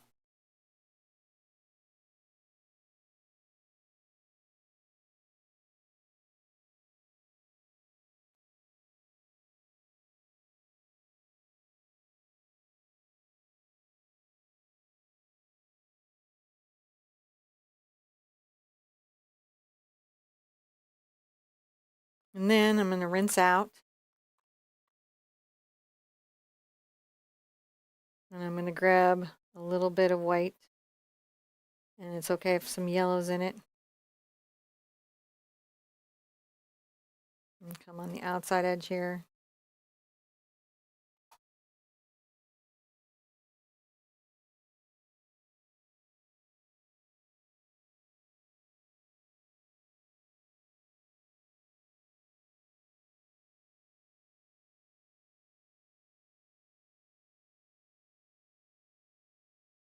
And then just brushing this back. There we go. My ear, what that happened was Spider's gear shifter fell over and hit the camera cable that your camera was on. So you were frozen for a moment, and then I just had to reset it. Oh no! But I kept painting. You should tell me to stop painting. Oh no, you're fine because your painting was still going. It just the little picture of you was kind of like. Oh, that's okay. Yeah. You guys don't need to see me. They could still hear you and see you painting. Yeah, see the painting, and I don't know. You guys don't even really need to see me. You were a little puppet you for a moment. Just bringing this across to blend it. Just bringing across to blend it. I was fixing things.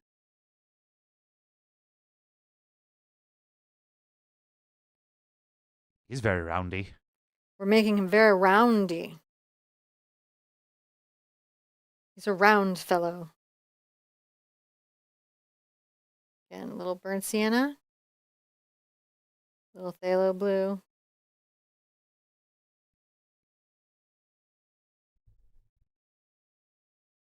Get a nice gray going.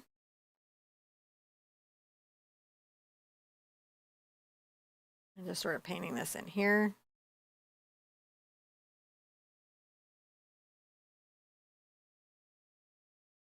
Backlit things are always more work, in my opinion, to paint. Yeah. Yeah. Can you varnish over chroma pearl paint? I don't know that answer locked in off the top of my head, so my advice would be go to Chroma Pearl, and I'm aware of the paint. I just don't know what its finishing guidelines are. Sure. And if they don't have something on their website, which they should have something about varnish. If they don't, I'll write their helpline and see if there's anything that they have that is for that specially. Maybe just fine. But it's probably some type of breathable varnish or a varnish that they specifically make. It may not be. It may not be a specific varnish that they make, but it could totally be. Get a little bit of my white, some yellow, but mostly my white.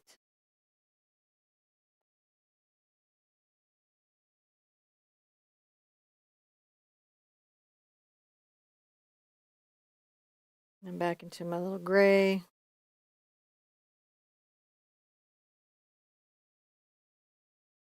When I'm brushing down, my brush stroke curves down. And then as I come to the center, it straightens out. And then as I go up, it curves up. And that sort of helps.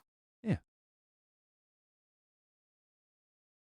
That's number 12 synthetic Round, yes. Yeah, well, no, it's not synthetic. It's I think they either listed as camel or pony. I'm struggling to remember specific. It's essentially the same thing. It's just a mix of different hairs. They don't use a camel or a pony in it.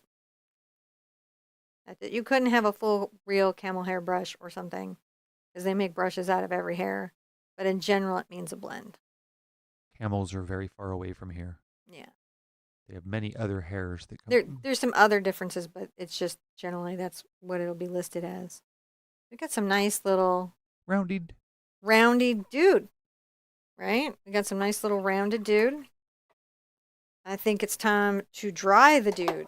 Right. We're gonna dry the duder.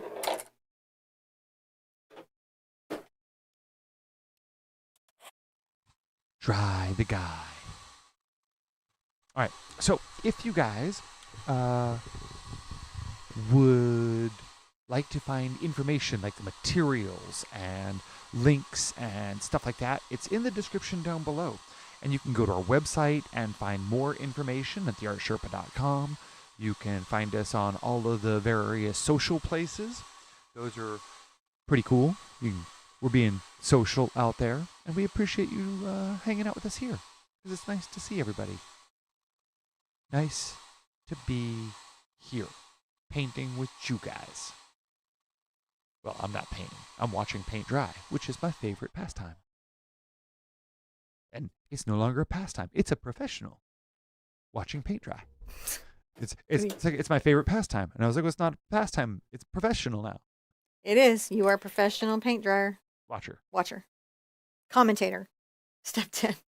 Narrator? All right. I'm going to take a 1/4 inch angle brush by the Princeton Catalyst line, and I'm going to take my Cad Red and Quinacridone Magenta. They call me MC Stunt Hands. And I'm going to come to the outside here.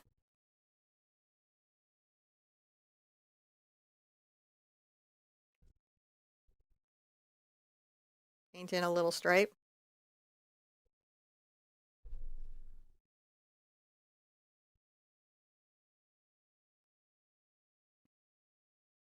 Then next to where the fold over is going to go and paint a little stripe.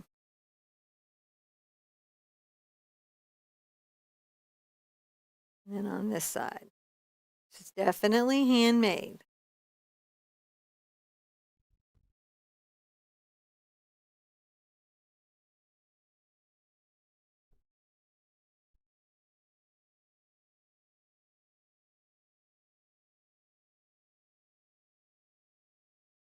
All right. Then I'm going to take a little of my quinacridone and ultramarine blue.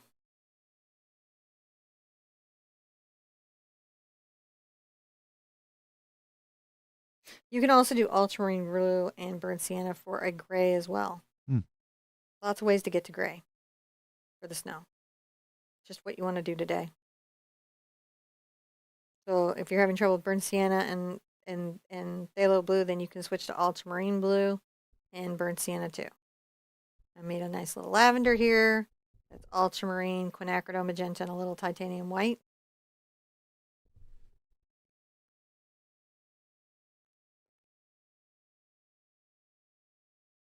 I'm going to bring this up a little bit.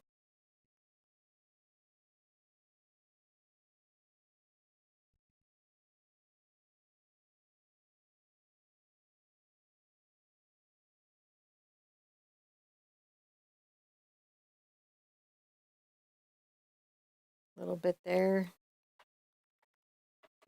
Little purple.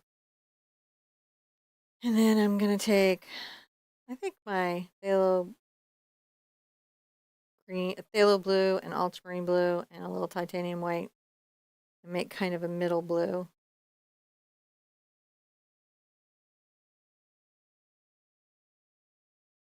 I'm just making sure it's thoroughly mixed. Very carefully, kind of sketch out a little stripe here.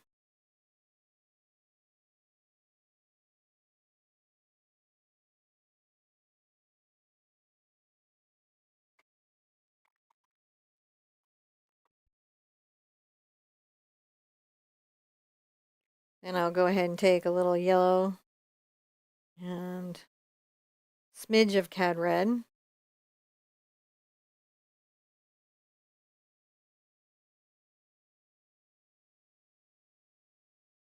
I gotta get more green out. Wash off the bottom. Sometimes you hold paint up into the ferrule and it can affect the color.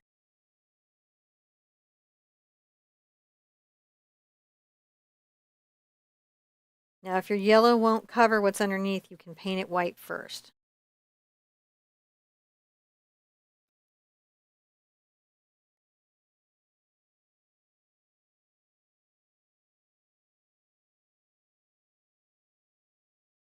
What you thinking? And then I'm putting a little more yellow on here. Yellow with a smidge of red.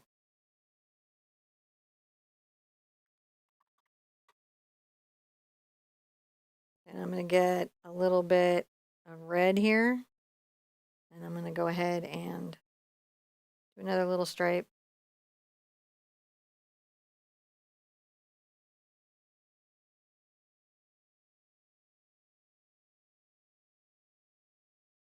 And I'll just lightest sketch that I can do.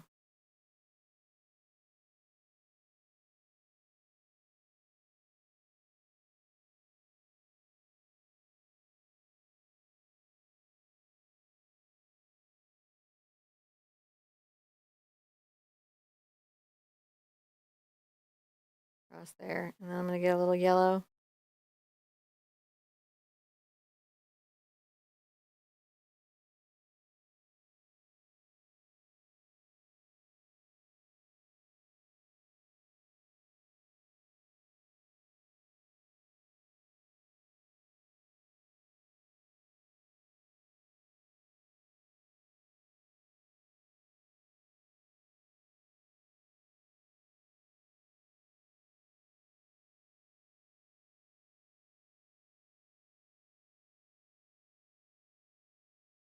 Just the underpainting of the scarf. Now I can, once I've got this kind of in, I can come back through and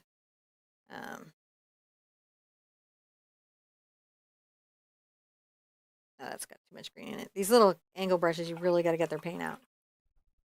I may let that dry for a second. I'm going to dry that with a hair dryer. Yeah. So that it's not Right. messing with me. All right. Sometimes you just gotta dry. It's good to see everybody out here. I see the everyone talking in chat. It's really, really nice to have you guys out hanging out with us. If you haven't had a chance to join us in a live, please do. It's a really great place to hang out, meet new people, and talk about stuff that's semi on topic. And if you're here listening to this afterwards, you probably would enjoy it. And you can find those if you go to the channel, and then there's under videos, I think it shows upcoming, and you can set reminders, or you can subscribe to our SMS system. And I don't have a graphic for that today, but Graphic? no, but I think Ah! the mods have been throwing it up in chat fairly consistently. Have they? Yeah. Oh, that's good. So All right. So I'm going to take my glasses and put them on. And I'm going to grab a #1 Princeton Select liner. And I'm going to make some orange. I'm going to take a little bit of my cad red and my cad yellow, and I'm going to make a nice orange.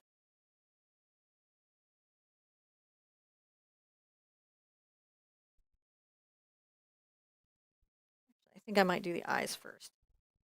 That way I can paint the orange over the eye. I rinsed out my brush. I'm going to thin a little bit of black paint, just so that it flows nicely off my brush. I'm going to roll out. Check for hidden water drops for sure. And then I'm going to come over here, put a little circle.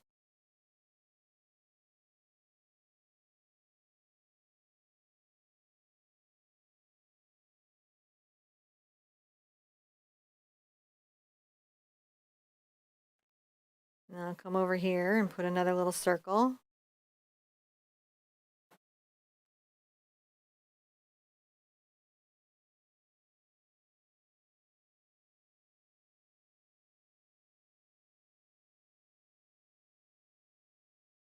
I'm going to very carefully come and make a little smile. You can do it with just like kohl or buttons or not, but I'm going to do it in the line.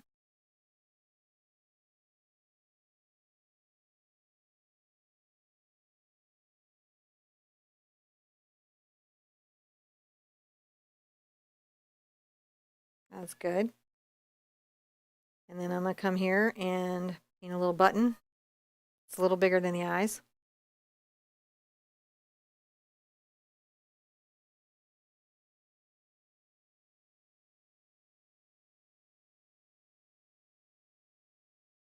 We're starting to get downhill.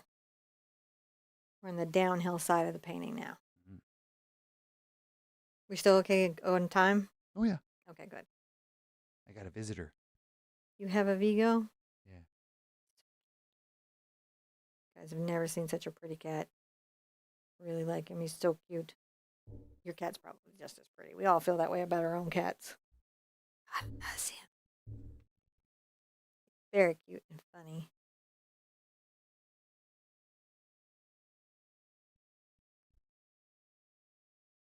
All right, I'm going to rinse that out. Just thoroughly. Wipe off so there's no like drop. I'm going to take some white over to my pink, which was a mix of cad red and quin magenta. And I'm going to paint a little circular blush here.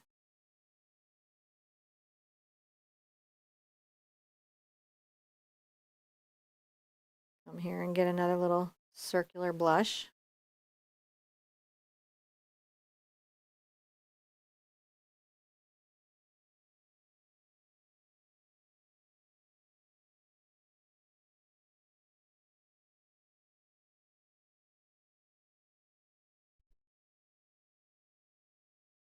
Just cute.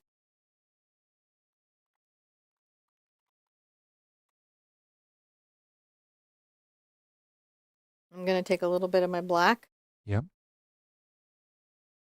I'm going to come over here I'm going to bring a little bit of a twig. You have brought the twig. I'm bringing the twig.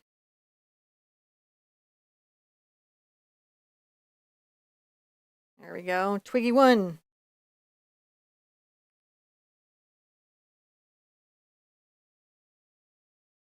And this one is going to be right off the side. It doesn't come in at all.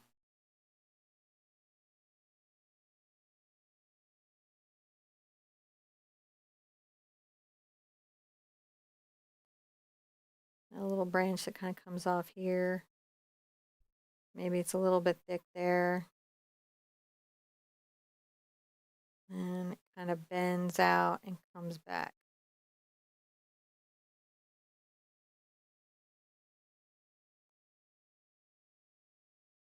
It's the beginning of our twiggle arms. Hmm.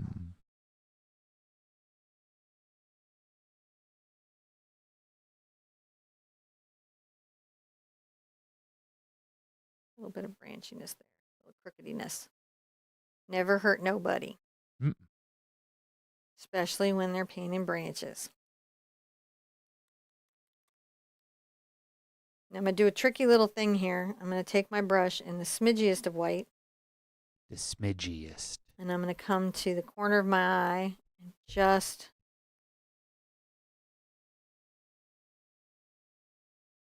kind of paint a little bit there so that the carrot crosses over the eye just a little bit. And because yellow and orange are such light colors, They'll have a hard time covering. yeah, it looks like I have to do white again. There's still some black wet on there. I'm going to put out a little of my fluid paint early before I splatter or outline halos. Boy, it's like, no, no, no. There we go. More than I need. Yeah. Get a little bit of it. See if we can't do this again. A little hair on here.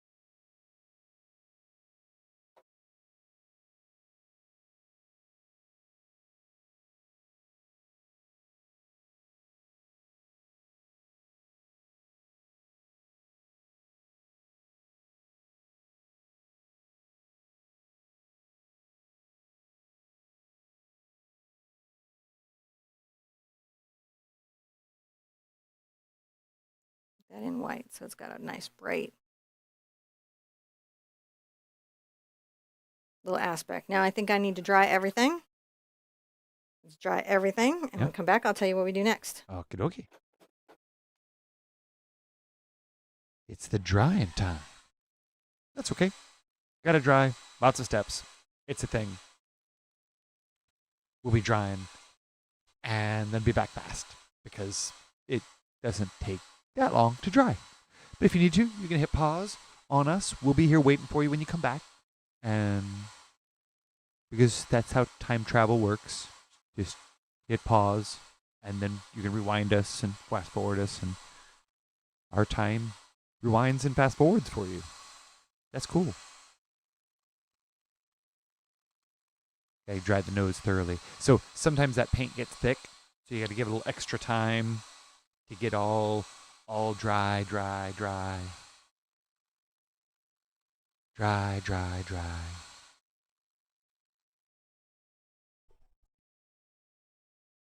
All right. Back to my tiny little brush, wherever I put it. To your tiny little brush. Let's see here. Tiny little brush. I'm going to get a little bit of my Is this orange. a new step? Same step. New step. All right. While we're drying. Now I'm going to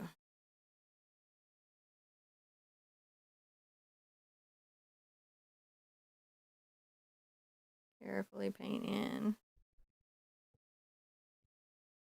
the little carrot nose.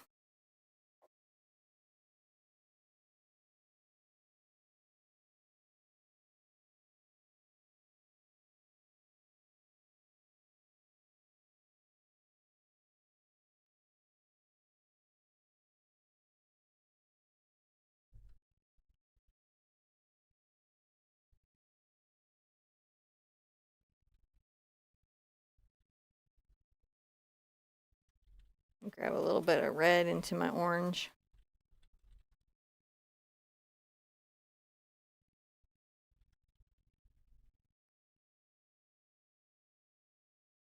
Just kind of brush up in a curved brush stroke, shaping the nose.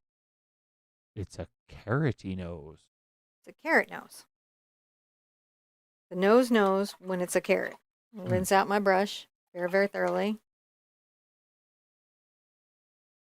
And I'm going to get a little bit of my yellow ochre. Mm-hmm. Improve the flow. Maybe a smidge of white into it. I'm going to come on the outside.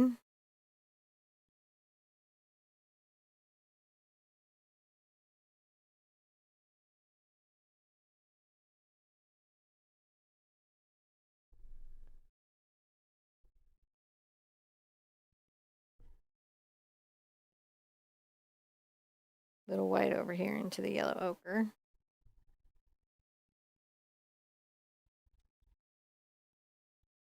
I'm outlining it.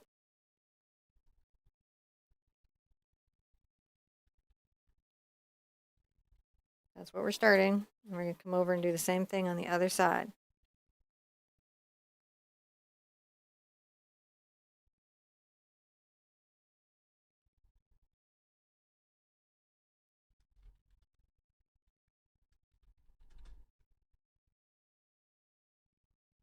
Backlit Snowman.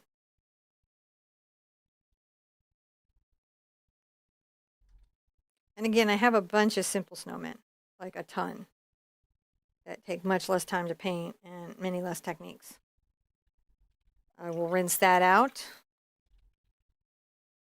And I'm going to go ahead and get some brown. I'm going to go ahead and paint inside of this a little bit of brown.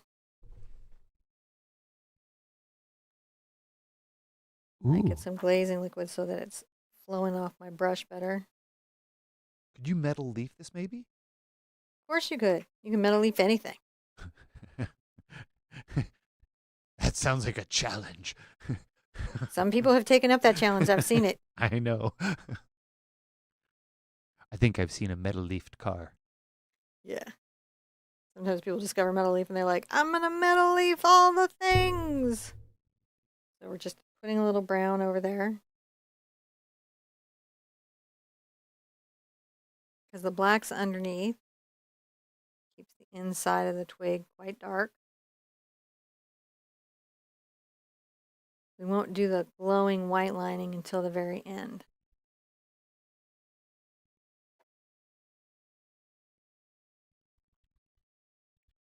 Gonna rinse that out. That aside. I'm gonna go ahead and get a little of my pink here. So that's my cad red and my quinacridone magenta.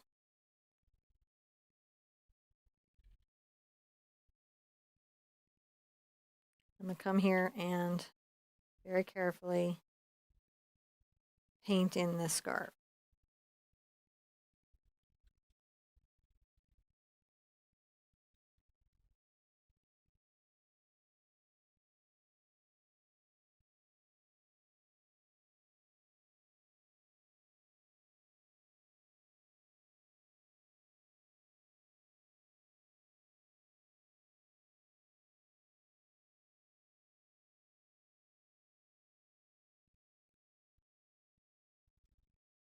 Rinse out thoroughly.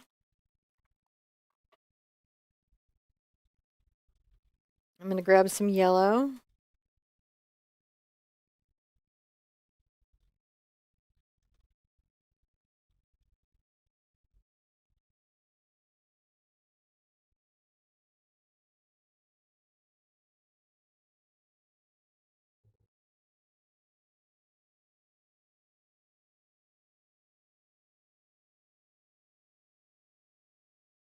The orange will show through a little bit and orange the yellow some.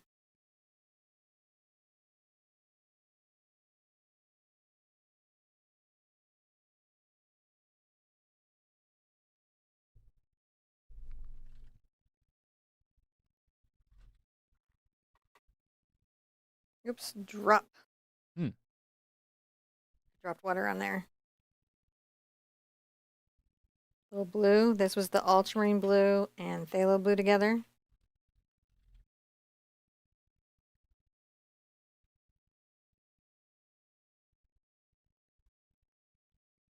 Then I'll get a little bit of my lavender, which is my quinacridone magenta and my ultramarine blue.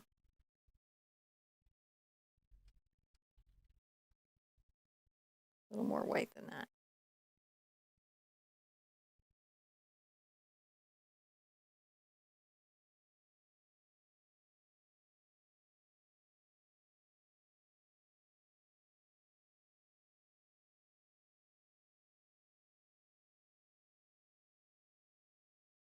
A little bit of happy scarf. Happy little scarf. Happy little scarf. I'm going to grab a little bit of my red.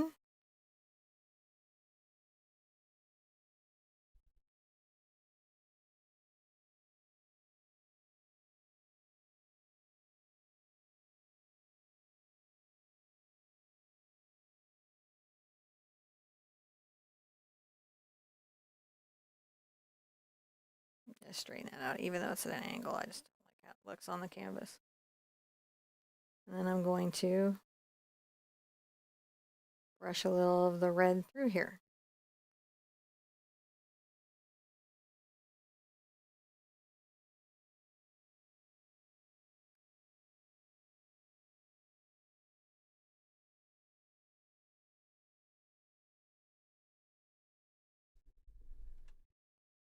Okie dokie. That's the scarf. Let's come up to the hat. The hat. The hat, which is Quin Magenta and Cad Red and a smidge of white.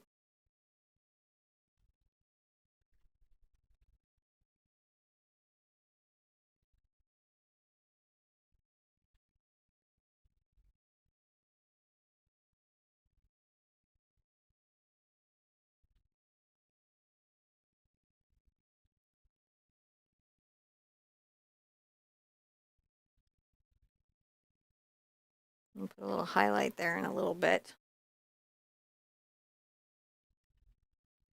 And rinse out. Now I've got my black and brown together. Come over here. I want just a little bit, and I'm going to take some of my white.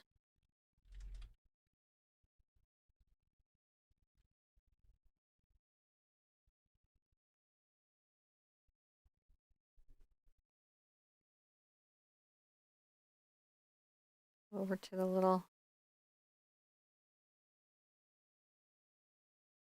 side here. And then along here with a slight highlight.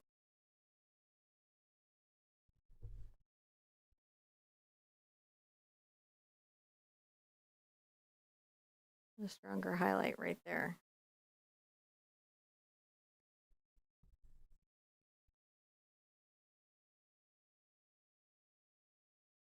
I'm going to grab a little bit of this in just the corner of my brush. I'm going to just sort of curl, curl, curl, curl, curl, curl.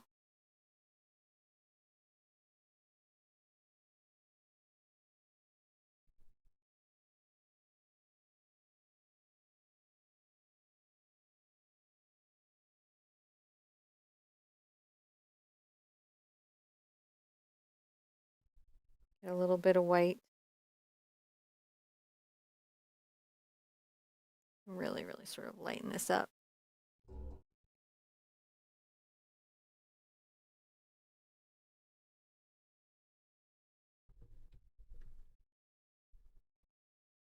A little bit of highlight there. And I'm going to come down here.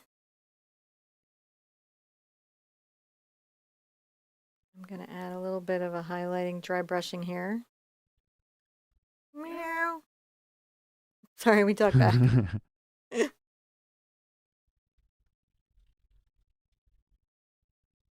little bit of highlight on the scarf. Back into my pink a bit. Kind of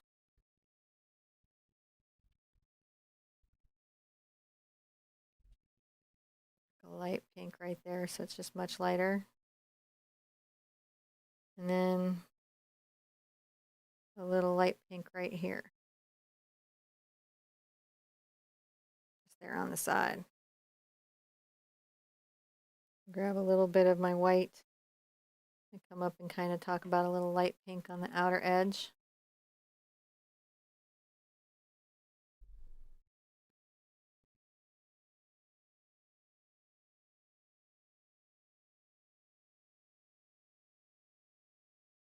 And then a little bit of the light pink that's over here.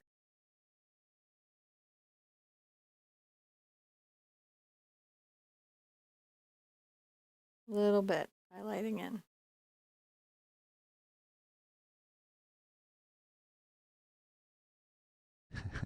At the Hmm. a request for a Christmas possum. Christmas possum. Boy, That's a possums are cute though. jug band Christmas I'm telling you request. what, I might do it, but that's a video that might get like 100 views. That don't stop me from doing it. I've done other videos before. Like I do lots of videos where I don't care how the views go, where we just do it because it's a fun idea. So I'll think on it. Christmas possum, if something comes to me. Finally did Christmas koala like the other year. So sometimes it takes me a minute to think a thing up, but when I do, I go for it. Yeah. So I've just added a little bit of highlight to that hat and a little bit of highlight to the scarf. Now I want to come here and get a slightly highlighted. I'm going to just sort of curl that in.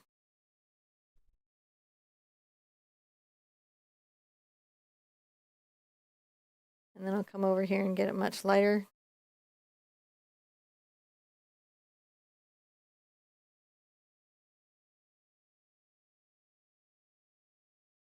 Just trucking along. That's good to see you, Cindy. Cindy's so thrilled to have made a live event, made her week. Oh, I'm so glad. I'm glad to be going live again. It's always it's been a minute, and I'm like, oh my goodness, I don't have the security of edits. Though the way we do recordings is exactly how we do lives. Pretty much. That they're like my whoopee.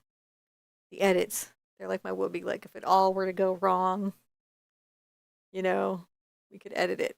All right. So there's that. Now I'm going to get a little bit of my white here. I'm going to come to the outside edge of our little pom-pom and highlight that in white. Like that, like so. I'm going to go back into my pink. Highlight just a little bit out here, like so.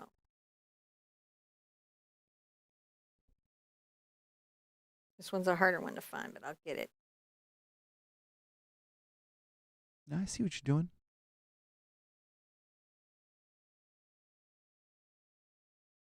Like that. That's working out really well. But I got to dry everything to do whatever I'm going to do next. To do whatever you're going to do next. You got to do the dry it. Dry it. Dry. Dry. Whoosh, whoosh. Got to dry. So, thank you guys for putting up with the ad breaks. And what that's all about is, again, we can control when they go in, but not what goes in there. Those, I try to put them at the end of the steps. That way, you can skip them and you don't really miss anything except me just sort of rambling on about stuff. And if you have like premium or red or whatever it is, you won't see those because that's what that's for. And I think we still get credit for that some kind of weird way. But otherwise, that's how the commercials get inserted into the system. Is I push the little button and it's as a co-host, it's much easier to do that. A lot of single streamers can't do that because they don't. It's really complicated to be able to run all the stuff that I do back here. So it just makes it a little easier. True. That way. I think he became a taller boy.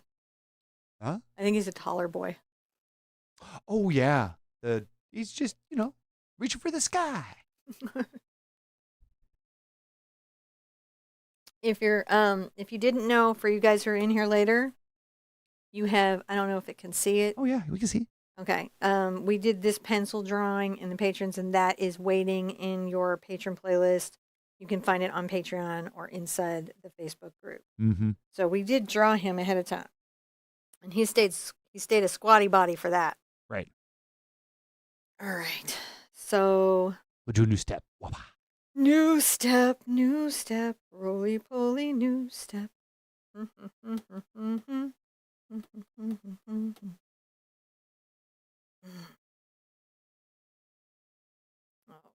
I'm going to take my number 1 Princeton Select liner. I'm going to start on the left-hand side. That's where the duchy starts. Cannot believe you did that. Wait, no, it actually doesn't mean anything. I didn't say it meant anything. I can't believe you referenced that. Well, it's a good song. It was. Just coming along here and just doing a fine outline in bright white.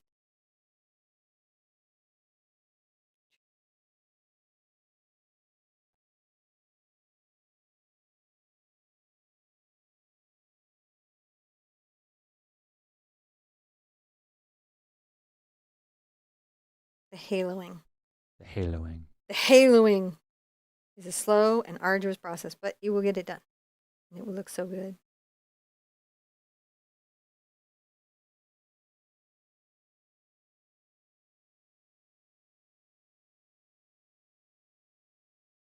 Very carefully going to outline this.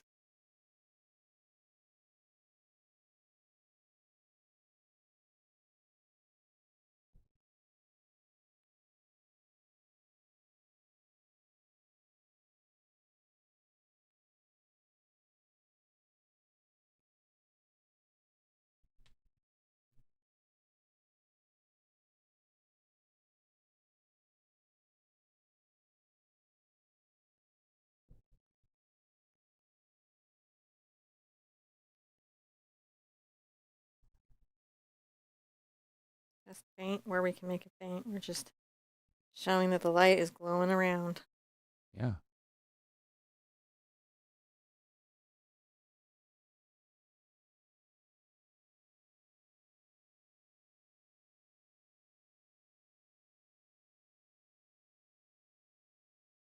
This is some fussy stuff.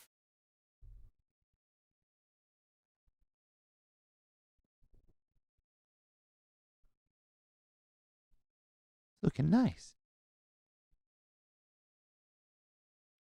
And then I'll come over to the right-hand side.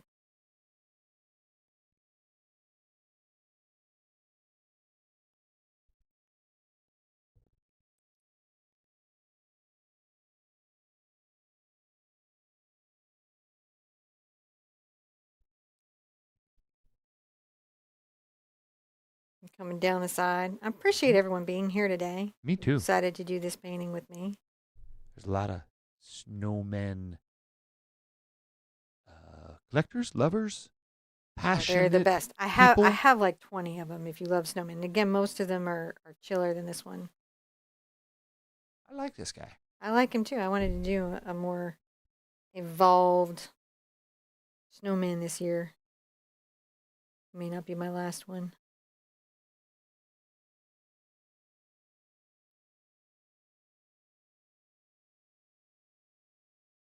I have a snowman idea that I'm gonna run past you later. Okay. It's an end of October kind of snowman. You mean a Yeti? No, Trying to get me to paint a Yeti again? Man, no, I thought about some good things though. Like I have some animations that I want to make and stuff. I might want to make a snowman video game. Oh, hey. Been thinking about all sorts of things. Doesn't sound terrible. Now I'm going to come over here.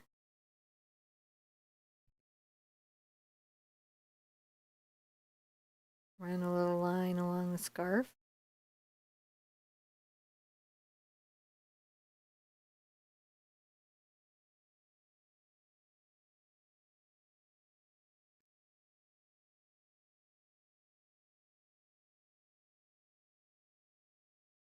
A little bit of those lines there.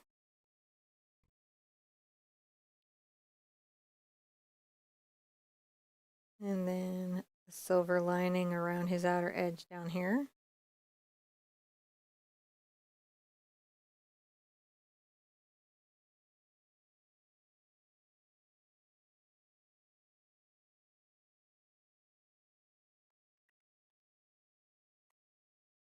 Now I'm going to take a little black that hasn't skinned over because my paint's starting to skin. We've been here for a second. And I'm going to get a little black and glazing liquid. Really mix it in.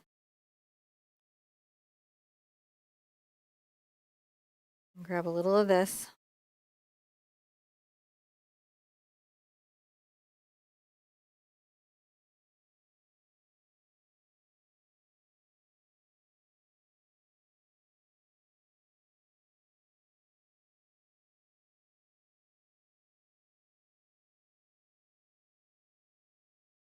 Tap my little brush up and down to make a regular choppy edge.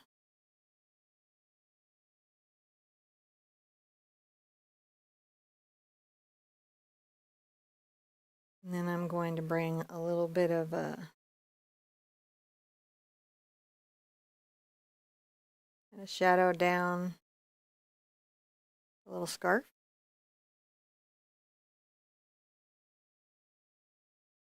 And under here a little bit.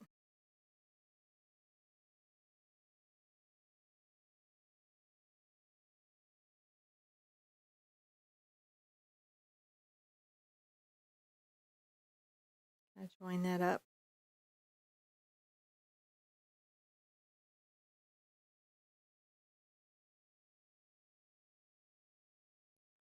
Little shadow on that side. Rinse that out. And I'm going to grab my round brush, my round blender, the number 12 Princeton round blender.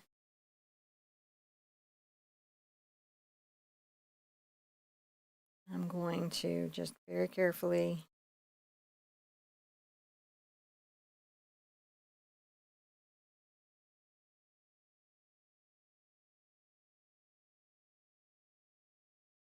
add a bit of a shadow. I wipe the brush off with my towel so it lets me kind of blend but also subtract color.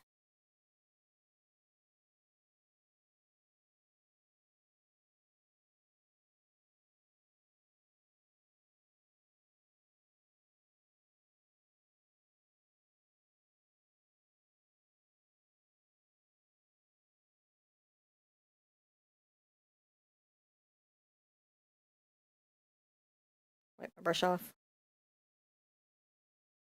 Sometimes I'll get in with my finger.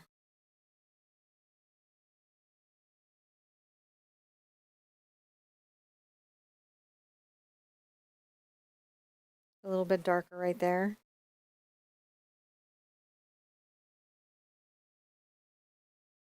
I'm going to get a little more. I'm going to rinse out my brush.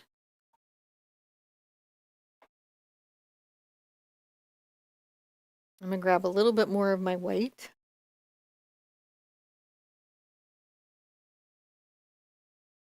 It's okay if it has a little tint of yellow to it.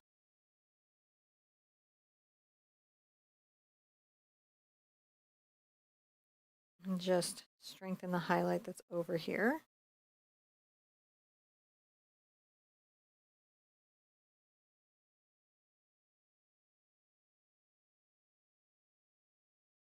All right. Goodness gracious.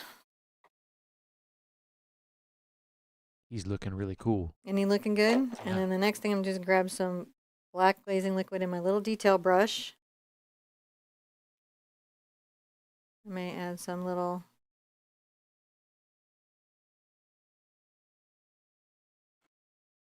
That adds a lot.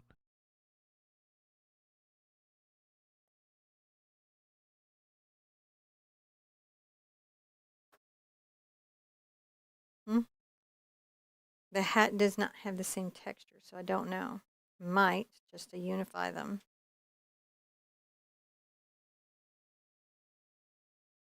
Just coming through here with a little bit of the glaze. Just showing the knit.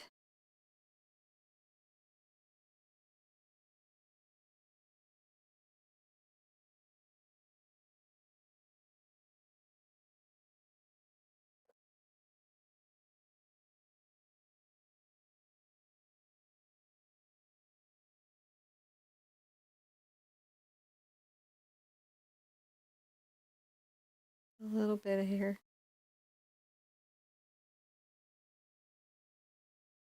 That's the glazing liquid in the black.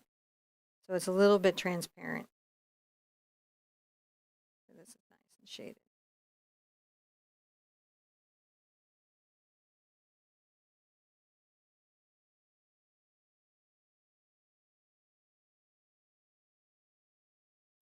Making little marks. Not too worried about it.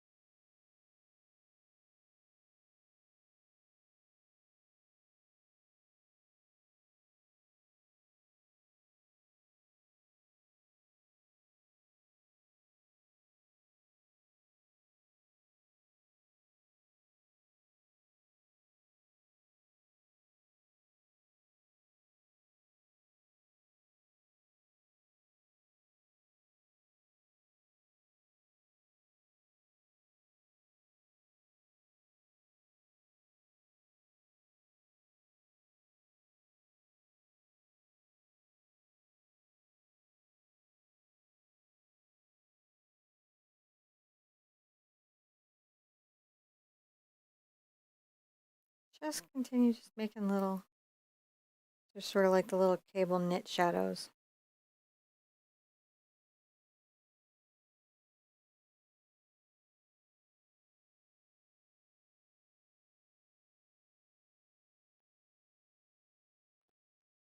I'm just lifting and tapping my brush, creating like little patterns that kind of are reminiscent of the knit.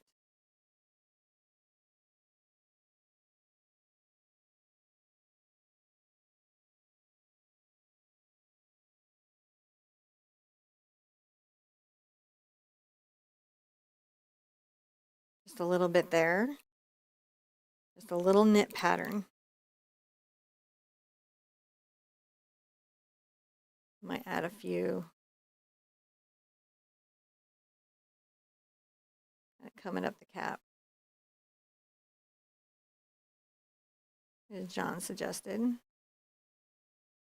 I just thought it kind of looked a little interesting.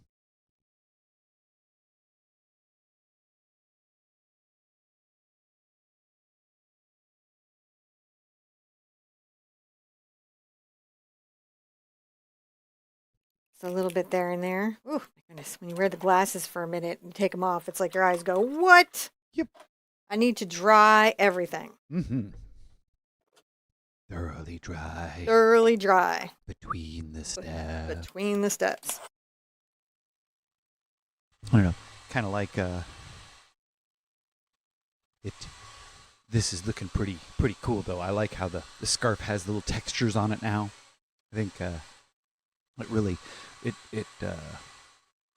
brings that sharpness to the it brings like this sharp focus to it. I think it really helps is how I articulate it.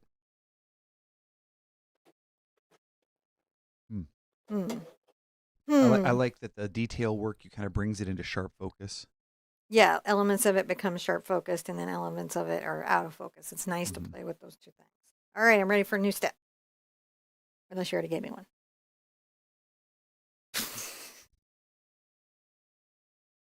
Well, that will work. I'm going to get a little bit of glazing liquid on my brush here. I'm using my number 8 Raphael D'Artagnan. You could use your number 6. It's just, I'm just grabbing a brush that is fluffy. And I'm going to bring a little bend up.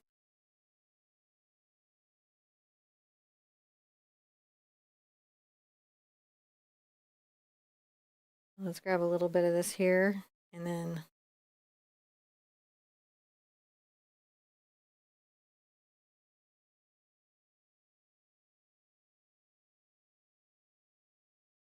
I'm gonna bring this through here.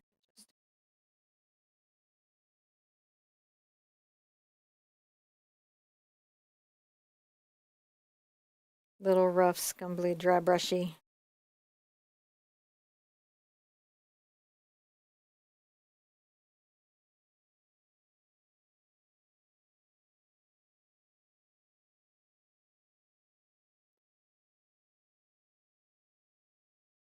I'm gonna take a little bit of this and kind of come up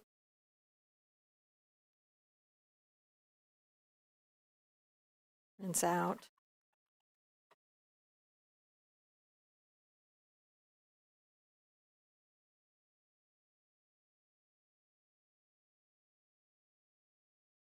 And I put up the reference in the Art Sherpa official group and on the Cinnamon Cooney Facebook page because that's the one that I still have.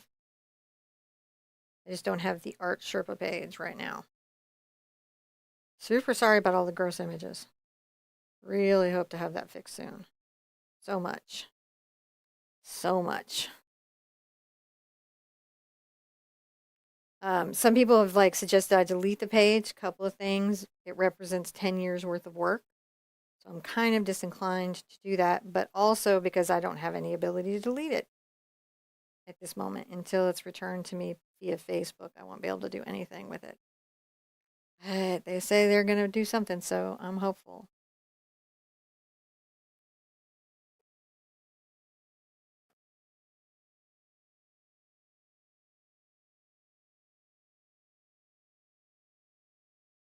Tapping this brush up and down, kind of making a nice little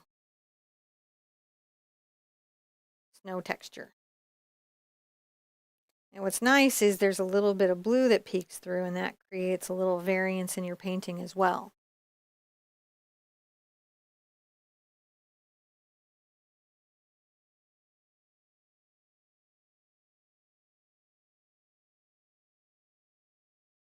And I can come get a little gray as I'm coming forward.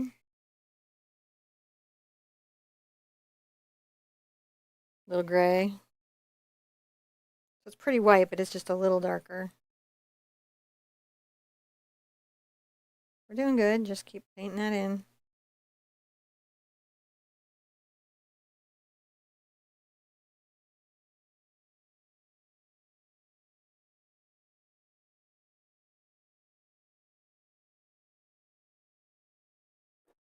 As I come forward, I can be a little more gray. Grab that. That's pretty gray.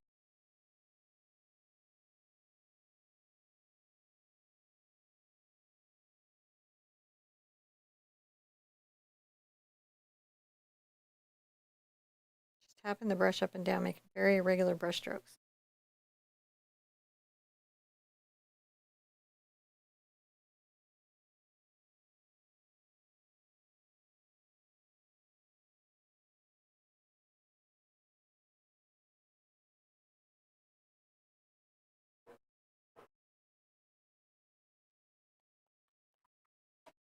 Okay. I'm going to continue on with the gray I'm making, but again, if you've been having trouble with the phthalo blue and the burnt sienna going green, just switch to the ultramarine blue and the burnt sienna.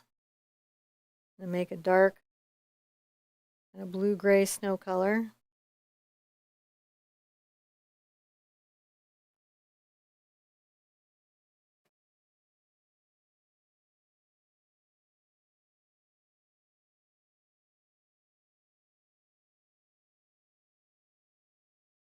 Bring some of this up over.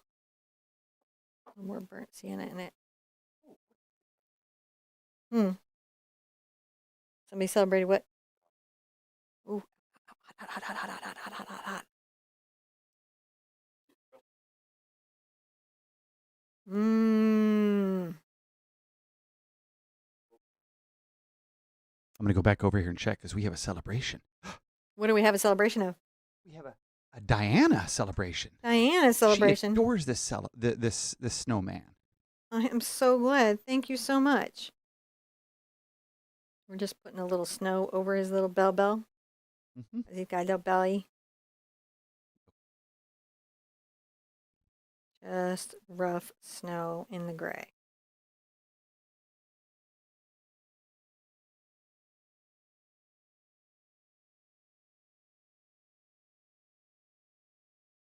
A little more brown took it more gray. Could use a bigger brush for this one, but I don't want to size up.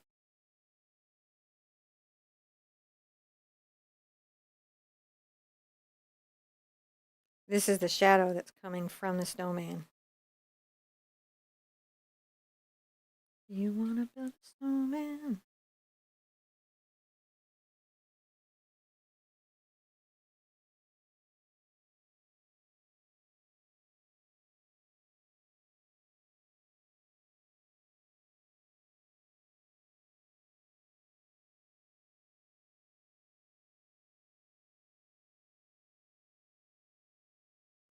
Kind of getting that worked in. And take a little bit of white over to it.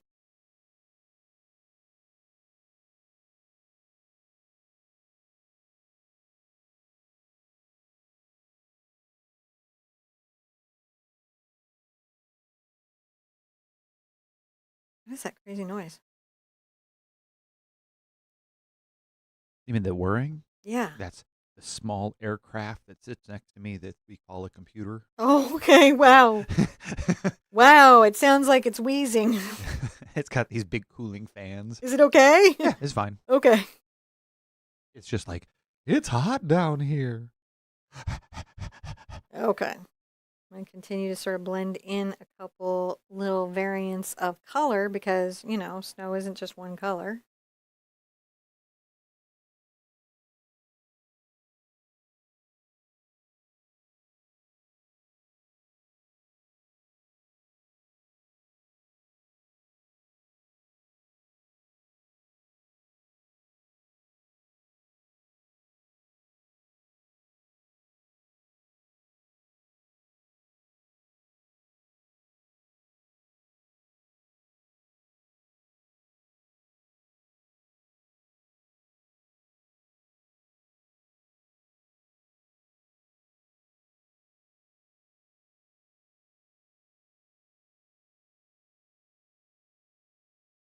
A little more white and just kind of create a differential between the edge here. Little thoughtfulness.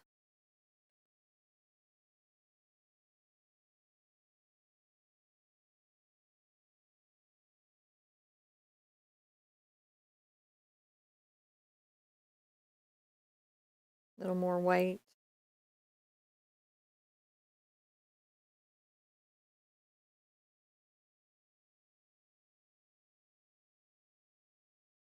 Tapping the brush up and down. You can see it's got hairs going all kinds of different directions. It gets real crazy.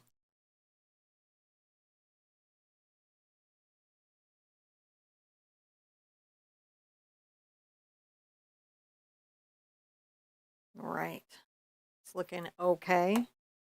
So let's dry everything and I'll tell you what we're going to do when we come back. We can dry Dry everything. it all. Dry it all. While she's drying, I will go over here and see what you live stream people have to say. Hello, live stream people. Nice to see you all here. Let's see. There was a question about some of the premium features, and if you want to call them that patrons get. And so, primarily what we do is we give you guys a lot of additional content sort of behind the scenes. So we record videos. We do them live. Oftentimes we do them live, and we record them and then leave them up for the patrons later. Also, we'll do test stuff. There's a lot more personal behind the scenes kind of stuff there and I don't mean like we don't like tell you all of our problems or anything. It's just like here on the show we don't go too deep about stuff that we do in some of the patron videos. Just keeping it more. I mean, like, what's the difference between the patron videos and the? It's just sometimes they're more I behind the scenesy. I will do on the patron videos. I'll do a couple of things. Sometimes they get exclusive paintings that are just for them, and Yeah. we've done multi-parters. We do a lot of experimental stuff. Nice. Sometimes what I do is I record something that you guys are going to see, but the patrons get to see me design it and go through my, oh man, what am I going to do next? And I talk through my thought process, and those are recorded. And there's a couple hundred patron videos that are just exclusive to patrons.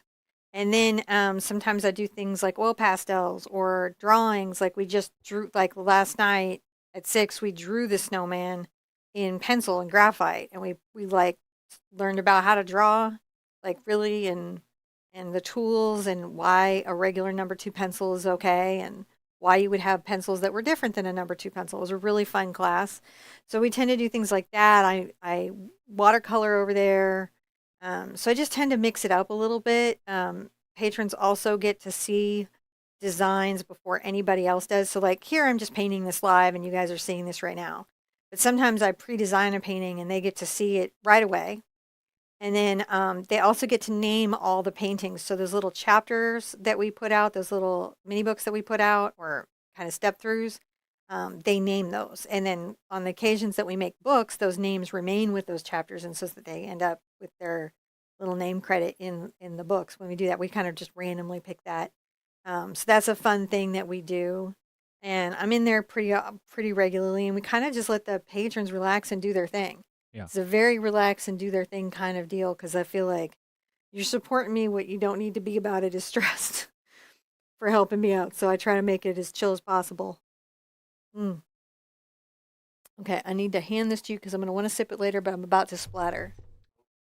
And I don't want a bunch of paint.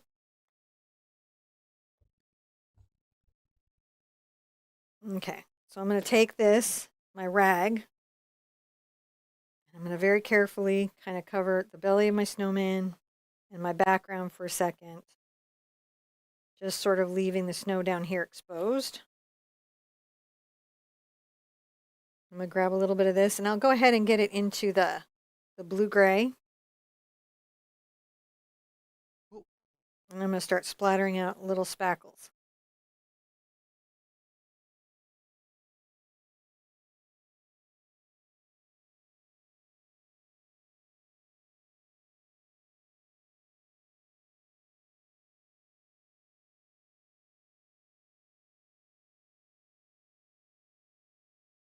I come in here.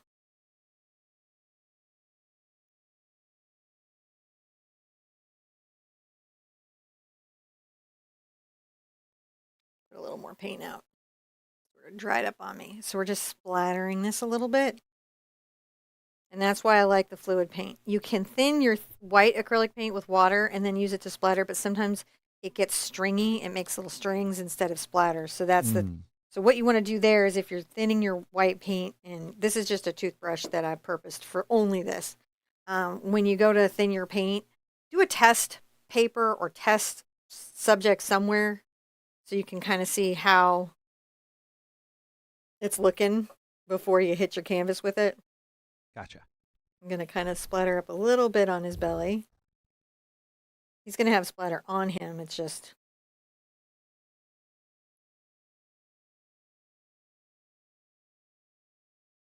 when I do it repeatedly like this, I get a smaller particulate. So that should give me a nice kind of little snowy effect down there. Yeah. And then I'm going to come up here and tap my brush into this, and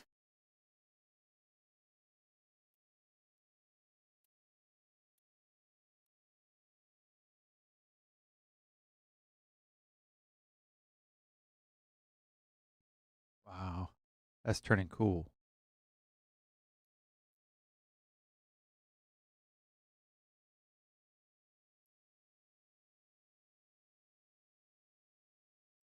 snowing, snowing.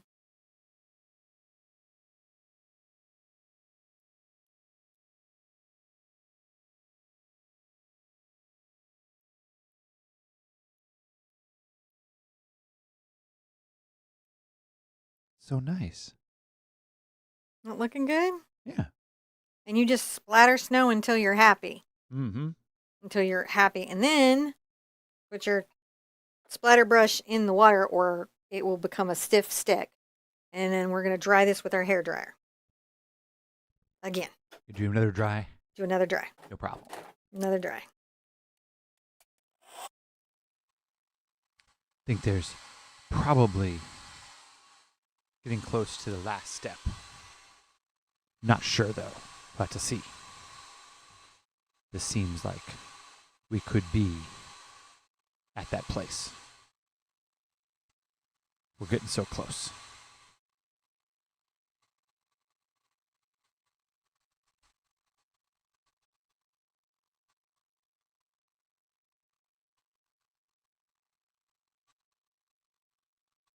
See everybody who's got to go. We'll see you on the replay. Nice to have you here. And for everyone who's just joining us, hello. Nice to see you. Thanks for joining. If you are late, you feel free to throw some donut emojis up in the chat. It's always good to... I wonder what she's getting there. Maybe a little smoochie? Must have something. Just dry. Lots. See, the reason why she's taking so much time to dry is you don't want to smudge the little dots. You want them to remain dots. And if you don't and they get touched, then they smudge and they turn into, snow. Big snow. So. Oh,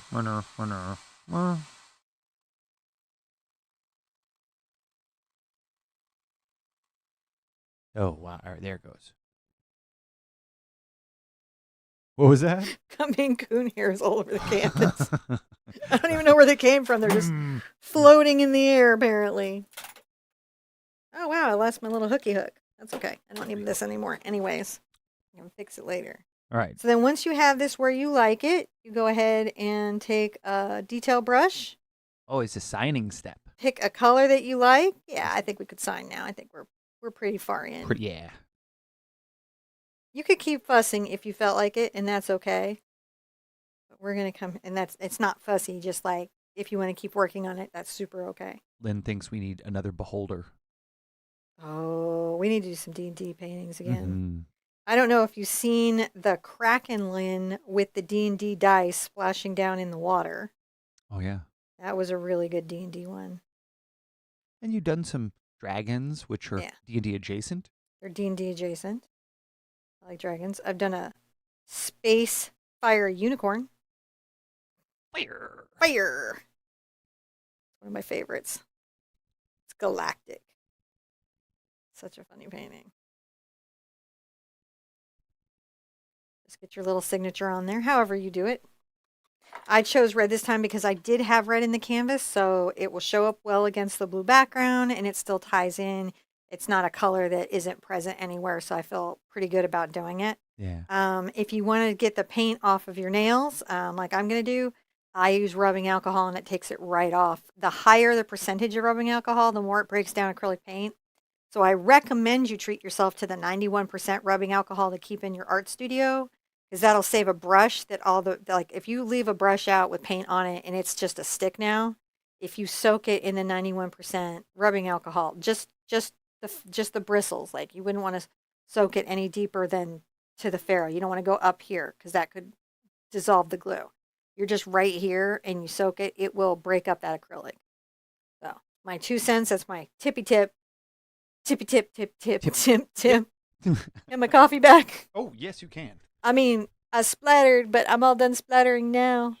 Ooh, goodness. Do we have any questions before we go anywhere? Can you make me big, or am I small today the whole way through? I can. Just give me a little, I have to go, bloop, make that Bloop. disappear. Bloop. And then I can rearrange you. Rearrange me. There I go. Woo! Out here, and then you'll just go. I'm flying. And now I'm big. It's good to see you guys.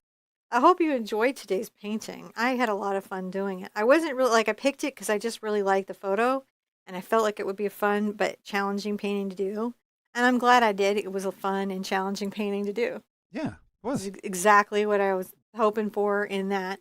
Any questions? There's lots of people who are just commenting on how much they like the snowmen and things like, and this is just one that a lot of folks have been wanting to do. It's a little bit of delay, so there's no. Has Cinnamon used smudge brushes? Um, so the round blenders are similar to the smudge brushes. The smudge brushes are goat hair. And goat hairs are good blenders.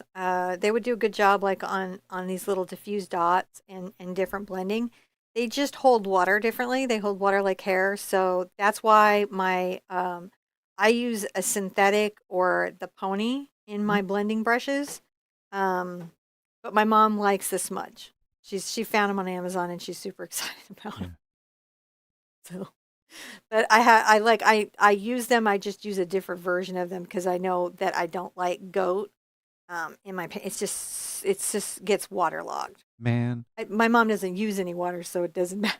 except for mowing Just your water. yard, goats are, Goats are they can be a problem. yeah, yeah, yeah. It can cause foaming in the paint too, so it can be a challenge, Uh, but it can also be really rewarding. I would definitely. My mom's on Monday nights. Check it out and see what she says about them. Lots of thank yous in here. And remember, the uh, garage sale kit will be up by this weekend. So you Yeah, guys can keep check an those eye out. out for the garage sale kit. It'll pop into the store mysteriously. Hopefully, like our page will pop back into our possession mysteriously and without warning. Fingers crossed. Wish me luck here. I just know they're going to fix it any day now.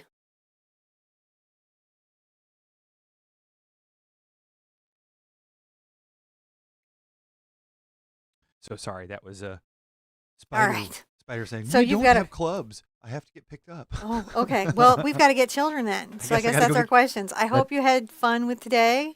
I so enjoyed spending this time with you. I think what we're going to do Saturday is a landscape. Mm-hmm. So I haven't picked it out yet, but I'm gonna go upstairs and pick out the landscape for Saturday, and you'll see that populate up in the thing. Kits are coming up soon. We've got to pick up kids. Yep. I hope you and your family is okay. I want you to be good to yourselves, be good to each other, and I'll see you at an easel really soon. Bye bye.